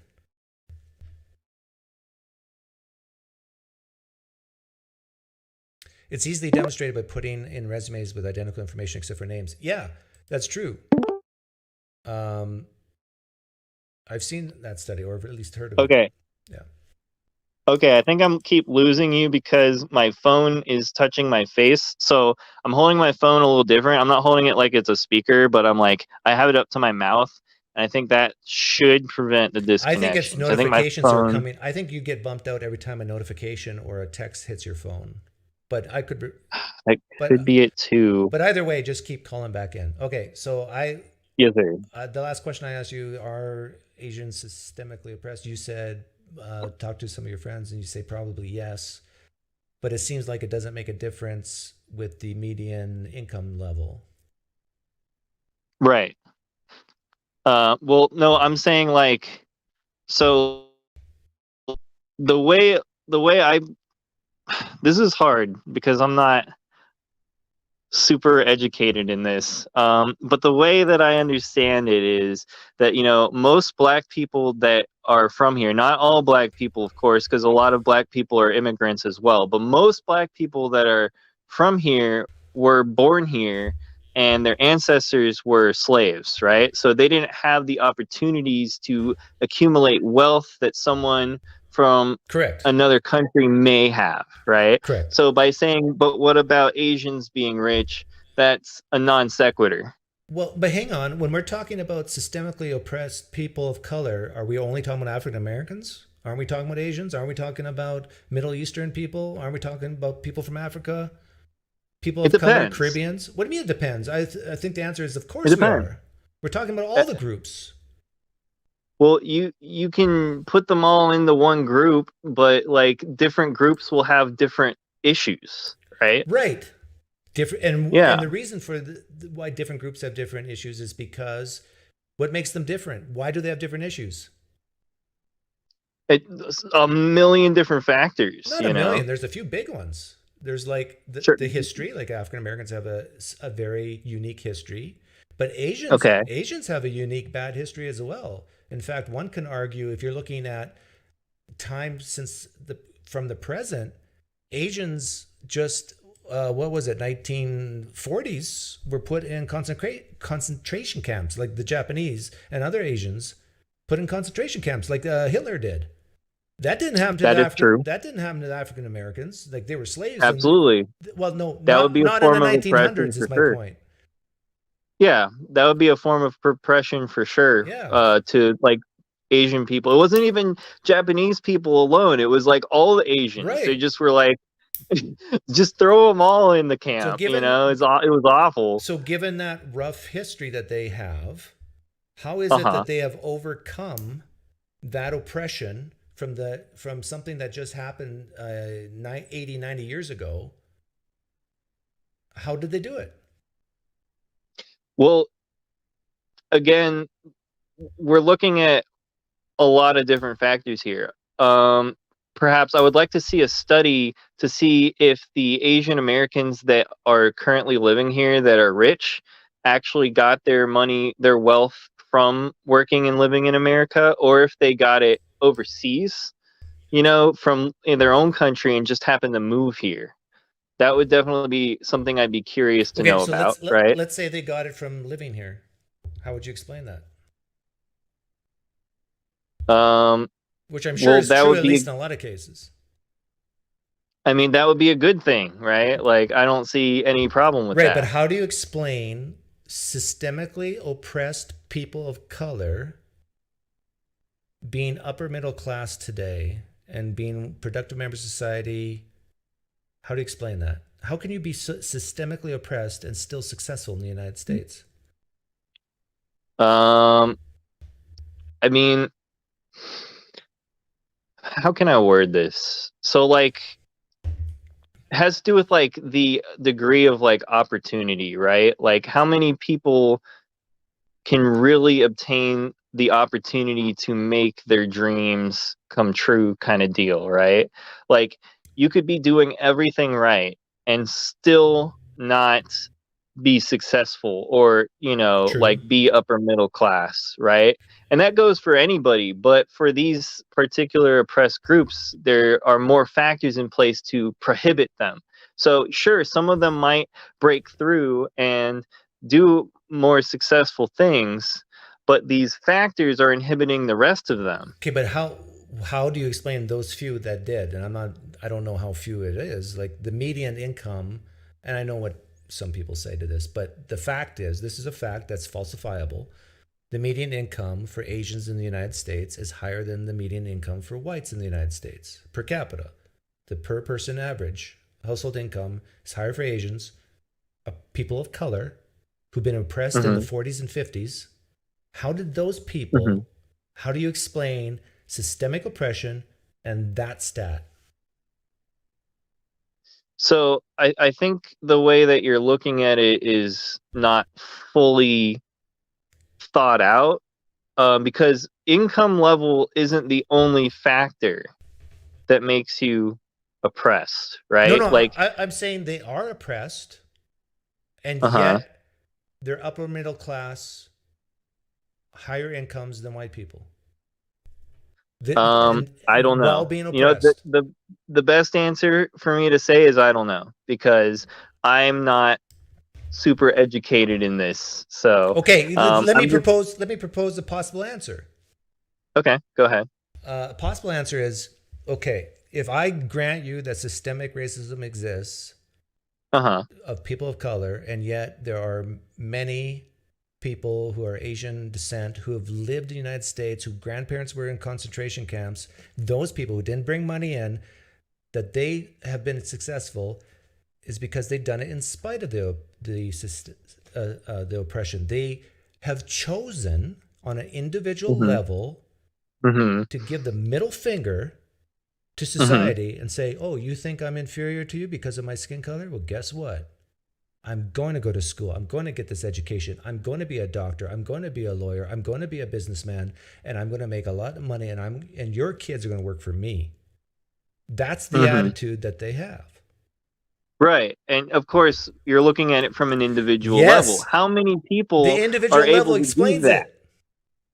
The individual level explains the data. I I don't agree. I'm sorry. Like, it just, okay, from an individual level, you can stand up against an oppressor and make things happen, right? But not everyone's going to do that, right? Like, we're thinking Okay, about the human why experience. don't Only they do some it? people are exceptional. Right. Okay, but I'm not just talking about some people. I'm talking about there's vast numbers, maybe even a million in the United States, definitely a million in the United States, Hmm. upper middle class people of color who've given the Hmm. middle finger to the systemic racism, and it hasn't bothered them one bit, hasn't touched them as far in terms of, How do you know it no, hasn't no, in bothered them? terms What if of, it did and they had to do more? it, They had to do extra effort than, like, me as like a white oh, person. okay, extra, What if they had to do more effort? okay, let's say you're right. They had to do, What? How can we make it easier for them? That's my question. how do you make How it? can you make it easier Ah, to be successful? okay. So that's a Yeah, less roadblocks, right? Less roadblocks in the way. okay. That's a different issue. But let's finish this one first. I don't think so, The issue is because on an you get individual rid of the level, roadblocks, more people will succeed, right? people with roadblocks can succeed, and you're saying make it simpler so more people can succeed, right? Yeah. Okay. Yeah. And I'm not against that. Okay. I'm not against that. But my point is that I think you agree with, but tell me if you don't, Okay. that people on an individual level can overcome these roadblocks and be successful. Yes, Yes. I agree. And Absolutely. and and I think you can expand it even more and say even with groups of communities can have Hmm. roadblocks and still be successful. And Hmm. I would say that applies to not just people of color, poor white people. There's people born in the hills of Kentucky to poor parents who are doctors today, who are lawyers today, who are productive. Absolutely. Yeah, they had obstacles and they overcame it on an individual level. Right. No, I completely agree with you. On an individual level, you can fight and overcome all the obstacles, but if all the obstacles aren't in the way, then you have a higher chance of success. Right. So let's talk about now how do we lower the obstacles for people so they have a higher chance of success? Yes, that would be the main question. Oh, Now, to get into specifics, that might be hard for me because again, I'm not an expert on this, and I'm also just some Well, white dude that none of us are in experts Texas. here. Like we're just two people having a fun conversation. But I would like to Okay. propose some things that might lead to success. Okay. High expectations of oneself when it comes to things like education. So no matter where you Okay. are, in what level of school or what type of school, it could be a crappy school, an average school, or a grade school. No matter where you are, that you encourage kids as parents to excel at it. Okay. Would you agree? Yes. Now, the issue I would bring up is cost. Um, what if you can't afford the education that you need to succeed? Why is that price got to be so high? Okay, yeah, I agree with you. The price of tuition is way too high. Absolutely. Now there's Absolutely. That could be a roadblock for people who come from poor black backgrounds, i.e., people from these oppressed groups, right? yeah, but let's So not be this racist would about be it. a It systemic also roadblock. let's not be racist about that. Apply those roadblocks apply to white poor people too. Right, but there are more um There's don't say there's more poor black people than white people because I don't think that's true.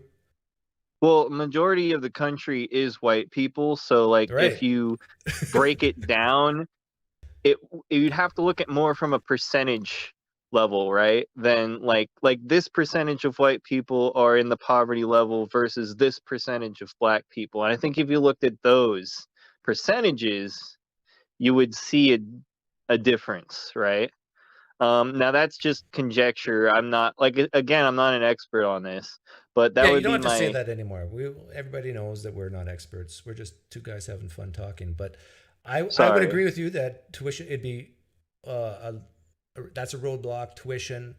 I think there could be things like more grants, more scholarships, more foundations Hmm. providing that. Hmm. I think we should get the federal government out of having loans that can be forgiven or even low interest rate loans. I think that causes the tuition rates to go up because you have a higher supply Hmm. of money. So I would get rid of government help for loans for tuition.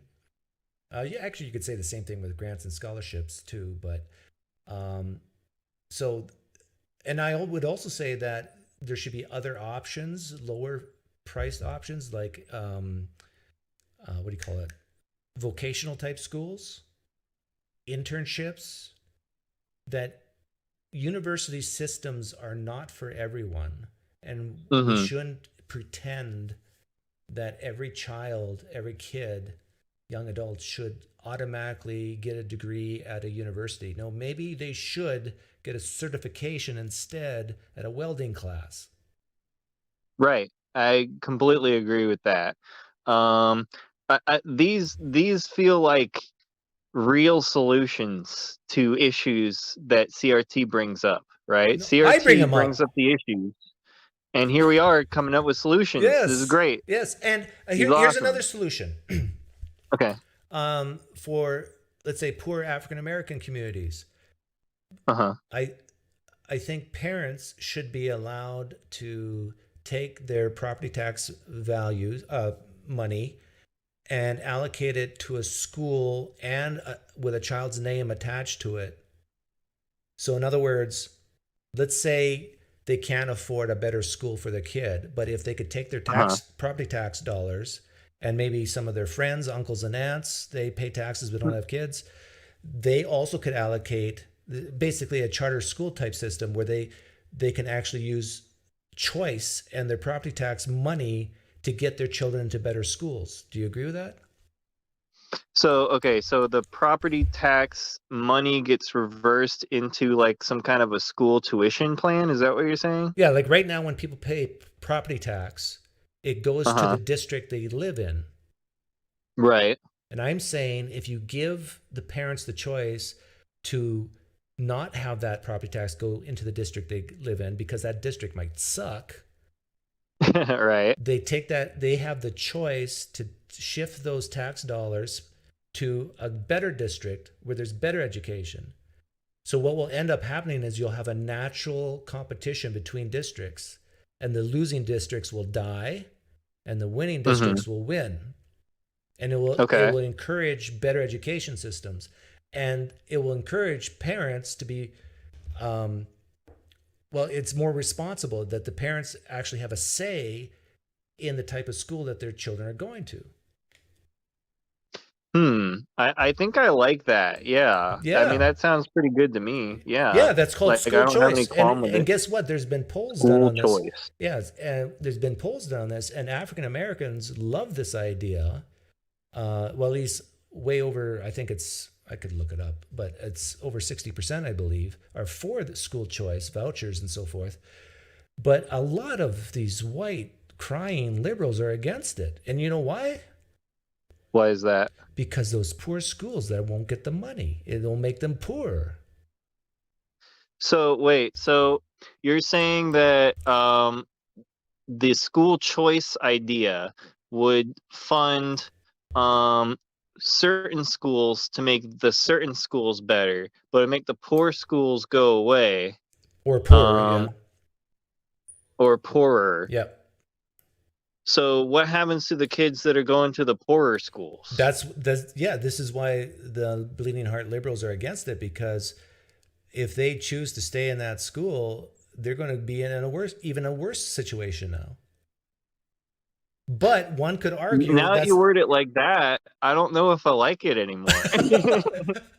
but let me say this though: the parents in those poorer schools still have the same school choice as the other parents. They just chose not to exercise it. Now, but can we just take all the children from the poorer schools and stick them into the richer schools?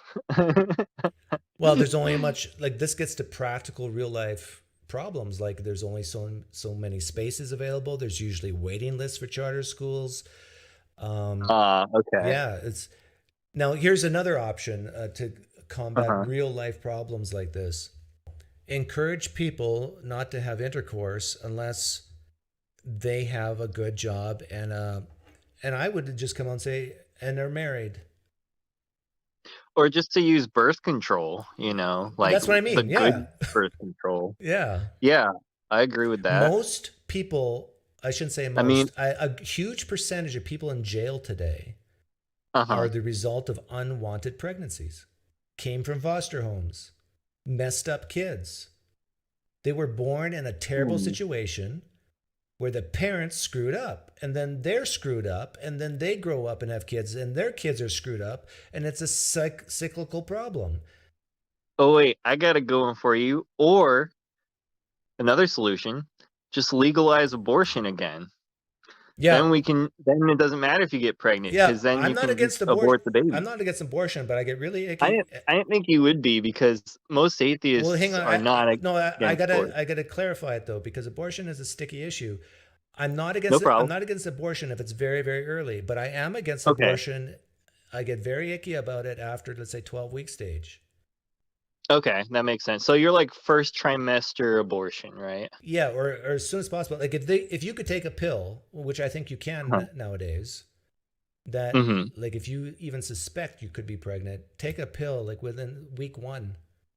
To me, that's the best solution. But even a better solution is you don't have to have intercourse to have orgasms. You can have sex all you want, just don't have that type of sex. Yep, just do it in the butt.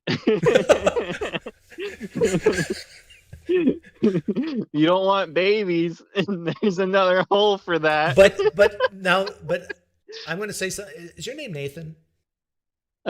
Nate or Nathan, yeah, either one. But Nathan, I'm going to say something that we're agreed on this, like the personal responsibility when it comes to having kids, right? Like how more personal can you get? Like, how can you blame a government for forcing you to have intercourse and having kids that you can't afford or it's a bad situation? How do you blame the government for that? I think it comes down to education, right? If the government was educating people to tell people that this was a bad idea, then less people would do it, Okay. You're trying to... Okay, but how many credit hours does that take? to educate kids about that. I propose to you, Whatever it takes, it's important. what I think it's an important thing to learn. I would propose to you, it doesn't take 1 credit hour. It takes 15 minutes. It takes 15 minutes to tell a kid. If there's any kids listening right now who are, let's say, between the ages of 16 and 20, and your Oh parents, God, yeah. I hope they're not younger yeah. after what we just said.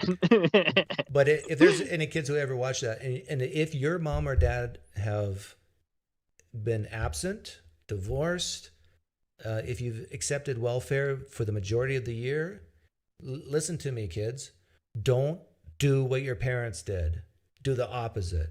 If they had 3 kids, here's my advice: you have 1 or 0. Or just be able to afford it, right? Like if you get a good job, then have the kids. Right. But if your parents taught you don't go to college because that's what the white man does, do the opposite of what your mom or dad said and go to college. If your parents screwed up, do the opposite of what they did, and you have a better chance of success. I feel that like would apply to your friends as well. Do the opposite of what your friends say if they haven't shown any good results. So would you say that based on what you just said, the last couple sentences, you're kind of sort of like attacking like the culture Individual that first, these culture oppressed second, society groups. third. Interesting. Okay. Yeah, you're definitely Conservative. a conservative. Yeah. Yeah. I'm okay Individual with first. looking someone in the eye and saying, you screwed up. It's your fault. Quit blaming others. Interesting. And there's no clear example of that than reproduction. Mom, dad, Mhm. dad especially, you got a woman pregnant. No, actually, I blame the woman more. Women are the gatekeepers to intercourse, unless you're raped. Women, why do you let this goofball come inside you and then take off? And now you have to work 2 jobs or whatever to make ends meet. And I mean, you brought a child into the world with the worst possible options and so many hurdles to overcome. If only you just kept your legs shut. Right? Or just got on birth control, or just got an Well, abortion. even birth control is like 97%, whatever. You need like 3 forms Abortion's of birth control. 100%. Well, I'm sure there's botched Knock abortions that too. 3% up. But what the problem is, Nathan, though, is a lot of women get pregnant and then they choose not to go with the abortion route, and I don't blame them because they get this sense of affinity or a bond right away, or they were brought up in religion that says that this is a sin, and so they don't do it, right? But but they could have avoided the whole mess by just not letting a guy come inside them. Well, I actually watched something really interesting the other day about this issue, that women should be taught how to be more assertive, right, when saying no, because a lot of women tend to feel like they can't say no because of some kind of cultural expectation or something, you know what I mean? And that if women were taught to be more assertive, and if men were taught to be a little more, understand what no means, like consent and stuff like that. Like, I wish I knew what consent was when I was a teen. I was a dickhead when I was a teen. Consent is like super important for guys to understand, and being assertive is super important for girls to understand. I don't think assertiveness is the issue for women. In my opinion, I think most women, teenage girls, I should call them, make these type of mistakes because they're seeking love that they didn't get from their father. I actually think it goes to like Freudian type crap. Like, I see. Yeah, like if you feel as a teenage girl a little bit ugly, a little bit neglected, not loved, and here there's this guy as a teenage boy is giving you attention, I mean, that's what they're seeking. I bet you most teenage girls don't even enjoy sex, but they do it because they're seeking the love and the emotional bond that they're missing. That's why it's so important to have fathers in a family where, like, I give my daughter hugs all the time. She knows she's loved. She knows she's protected. She knows she's cared for.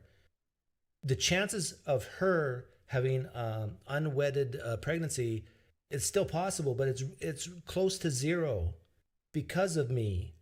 And so many fathers don't do this with their daughters. This is the problem in America. From my experience, I've learned that when, people come from loving families, the daughters will tend to hide it more, right? Because you got to realize when you look at like overall statistics, like the places that have the least amount of sex education have the most amount of teen pregnancies, and we're talking about like my daughter was conservative homeschooled, Bible Belt, and I tell you, she's had 15 minutes of sex education basically. And at least you gave her sex education. I didn't have sex education at all when I was a kid, and I really wish I did. You know what her sex education thankfully, was? nothing bad ever happened. You know what her sex education was? What was her sex? What was it? No matter what, keep your pants on. See, that's another thing, though. Abstinence doesn't work. It's not abstinence. You have no idea if your daughter has had sex or not. Or I don't know how old she is now, but like when she was a teen, she could just be lying to you. I guess that's a little too possible, personal. But not probable. That might be a little too personal. No, it's fine. Like possible, but not probable, because my daughter is she doesn't go out much. So if she did have sex, it would be at her school, or which is a private Christian school. So possible, but not probable. Christian schools, they love to have sex there. Well, it's my actually God. Well, that doesn't change anything, I guess. Depends. Yeah. I mean, we're just kind of conjecturing here, but I feel like people need to know sex education, and I don't think abstinence is fully the right way to do it. I don't view keeping your pants on advice as abstinence. Like I said, there's many forms of sex. There's oral sex, there's anal sex, there's vaginal sex, there's just masturbating sex. This is what you tell a teen to do not normal sex, and they go and they do all the other foreplay type stuff. There's a higher chance they're going to end up just having the sex. But if you tell them to use a condom, then there's a higher chance they'll have the sex with the condom on, and at least they're I agree with you. There's a higher chance that they'll lose control. But this is why I often say that no matter when it comes to sex and teenagers, no matter what, you should plan it ahead of time. So in other words, take all the spontaneity out of it. No backseat car stuff.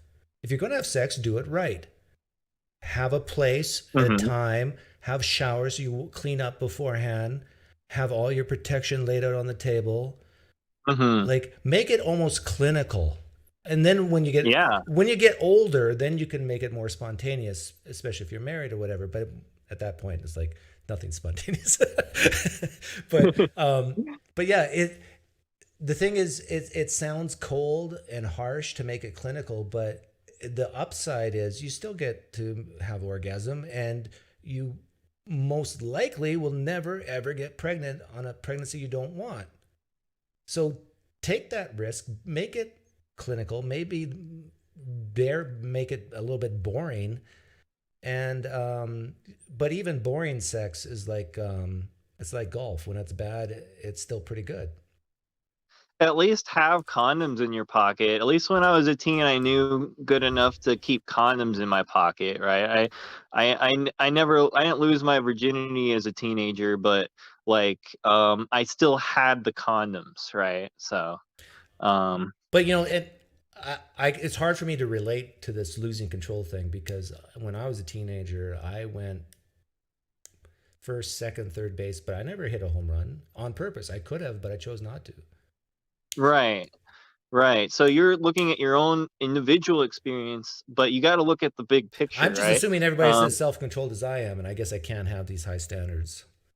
Right. Exactly. Like, some people don't have the self-control, and if they're at least taught, because some kids grow up not even knowing what birth control is. They're just told abstinence, and maybe you could say, well, sure, you should tell them abstinence is good, but you should also say, if you really want to do it, here's what you do to protect yourself.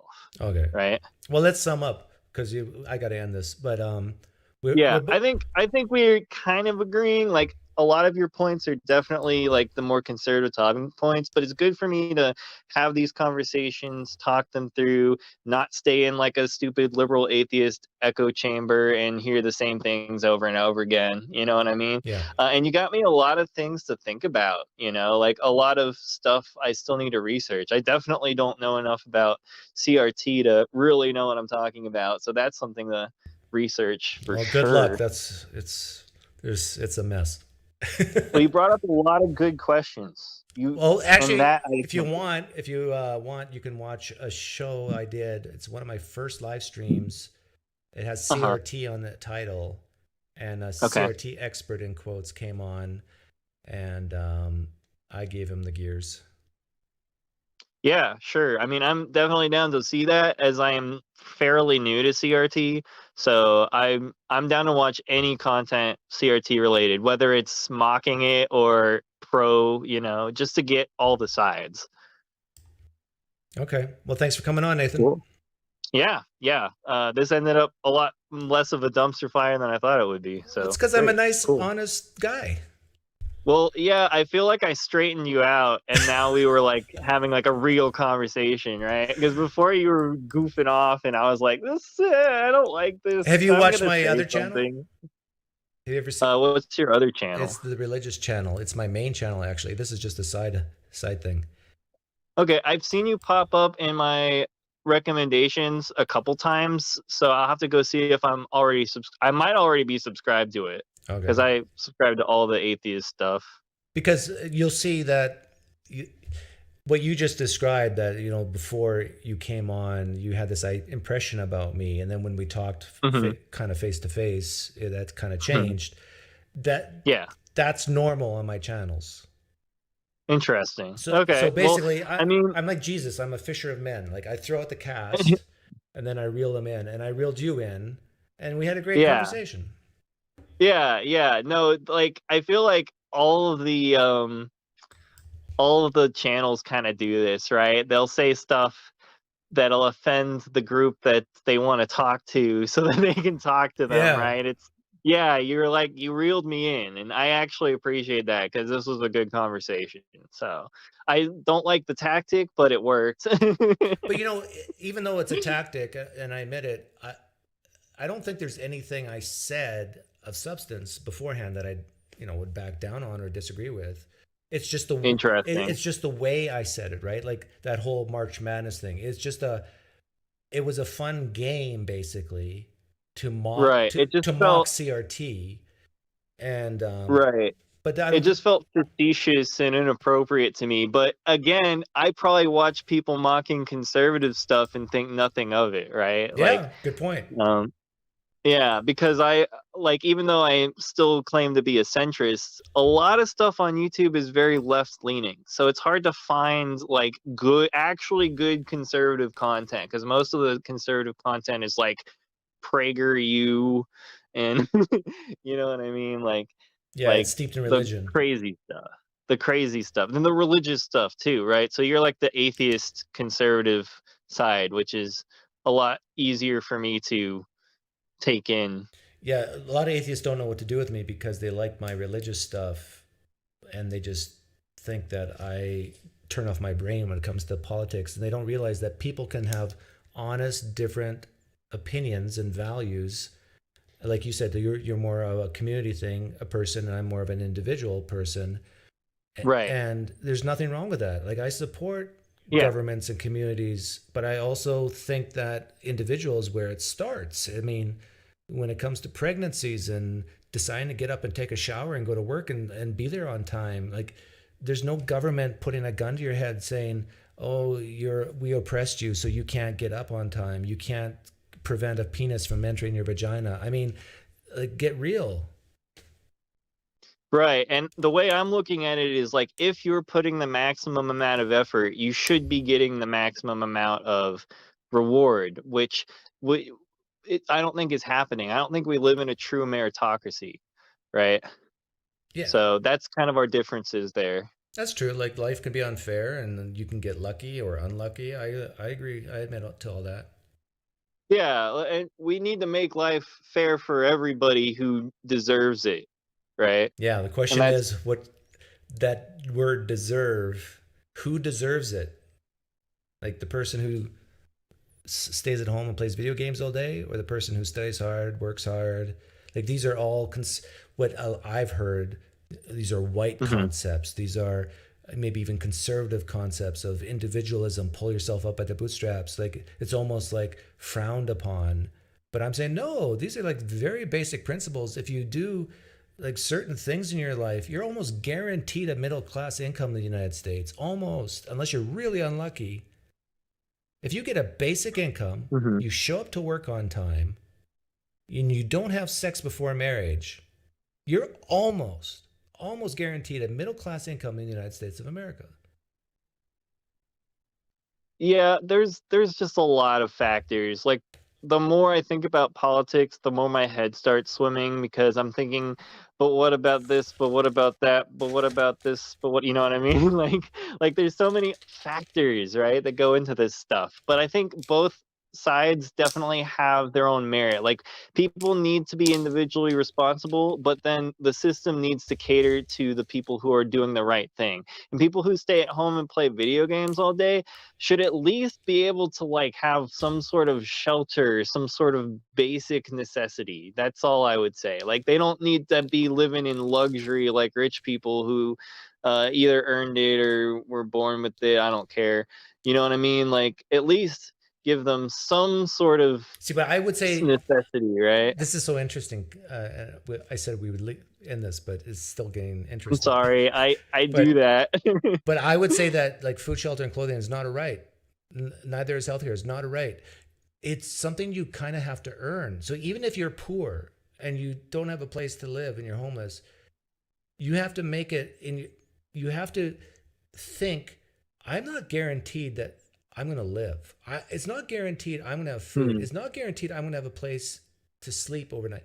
And so that prompts you to actually be a little nicer to people, to actually, no matter what, like do your best to have some type of social credit that's not just automatically assumed that because you're a human being you deserve this. No, it's because you're a human being that made someone smile one day, that you did not rob, you did not commit crimes, and you just are a person with bad luck. There's tons of people and tons of money out there, not just government, that are willing to help people like that. But Hmm. when you start having the attitude, no, I'm a human being, so give it to me. I mean, I deserve it. I'm human. I have rights. I demand you Okay. build like that type of attitude turns people off. You're going against like entitlement then. Yeah, this entitlement mentality, like Okay. like I don't think that people I think that people are entitled for basic necessities, but I don't think they're entitled to like luxury, nice things, consumer goods type deal. That's kind of how I look at it. Like entitlement in the modern age, I think is warranted just because, there's enough money to go around to like feed everybody, right?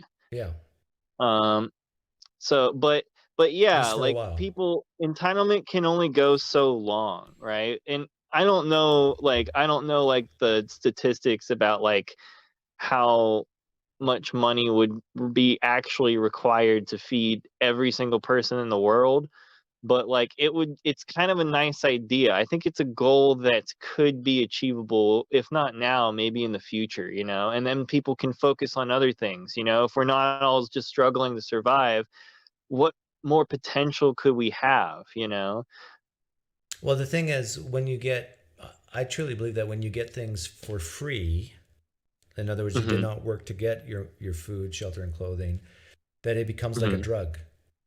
Okay. I honestly believe that it becomes addictive.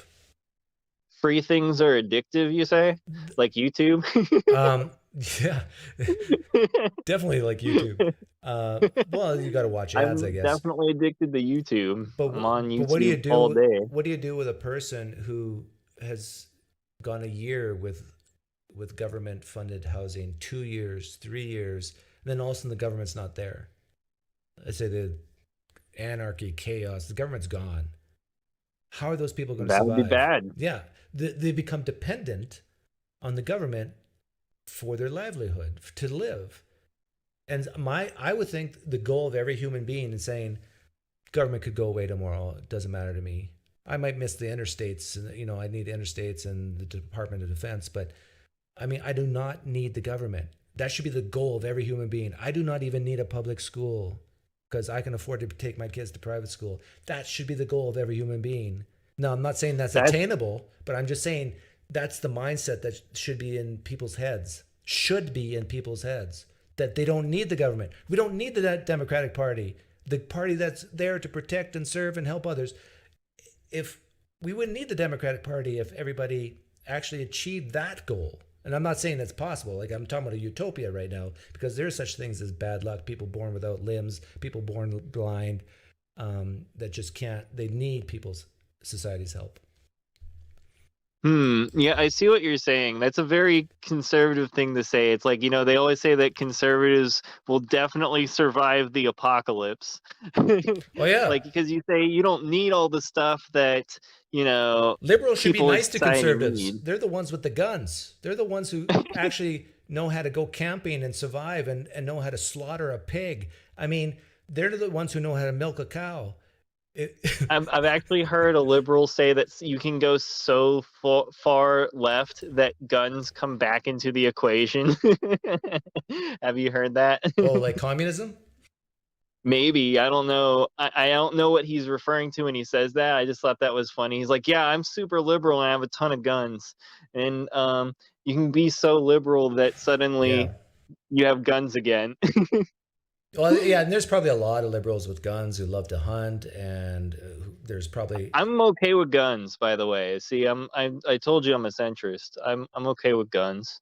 Yeah, I'm okay with guns. The best argument for guns is that I like them. Like, why take them away? I like them. Honestly, that is my argument, because if you tried to take Americans' guns away, they like them. How is that going to go well for you? You're asking people who have the capability of killing you to take away their capability of killing you. What do you think they're going to do? Right? Yeah. I've been thinking of buying a gun. Bad idea. I still haven't, though. But yeah, I've never even shot a gun, and I'm in Texas. What's wrong with me? Oh, wow. Well, you must be one of those. You must be one of those gays. Oh no! I'm one of those poors. Can't afford the bullets. I reminded myself of Norm Macdonald. That's something Norm Macdonald would say. You don't have a gun and you're from Texas? You must be one of those gays. Oh no. Anyhow, thanks for coming on, Nate. I got to let you go before we talk for another hour. See ya. Yeah. I like Nathan. That was fun. See, there's a great example of conservative and a centrist. I think he leans a little liberal, coming together, sharing real ideas, real solutions to real problems, coming to points of agreement, coming to points of realization where we disagree. Oh yeah, he's an Austin, Texas person. Yeah, people in Austin, Texas don't have guns, except for if you live on the military, Texas A&M, those guys have guns, right? That's College Station. That's not Austin. I actually was given a full ride to Texas A&M, and I said, no, go to University of Arizona instead. Better weather.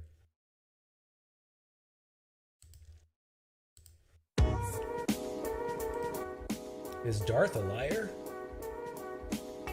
You can see what I watch. Actually, I don't watch Darth anymore.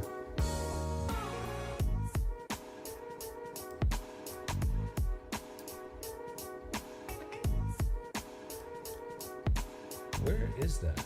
Here it is.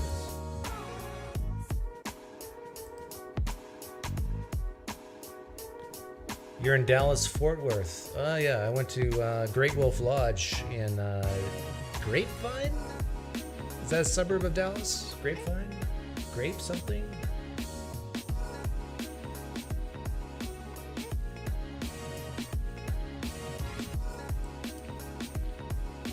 I know a few businessmen in Dallas.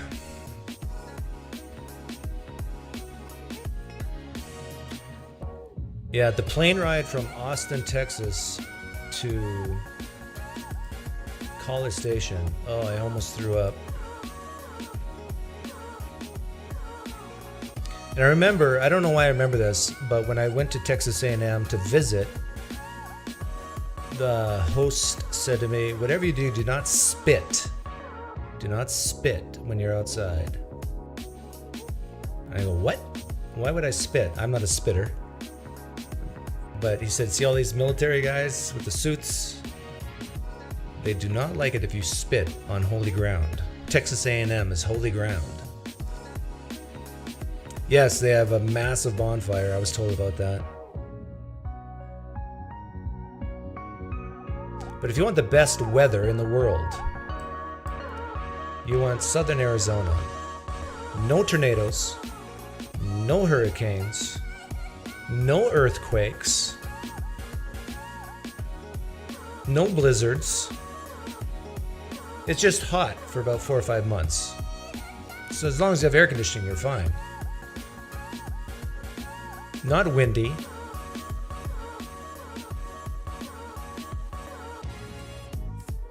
Thanks for hanging out, guys.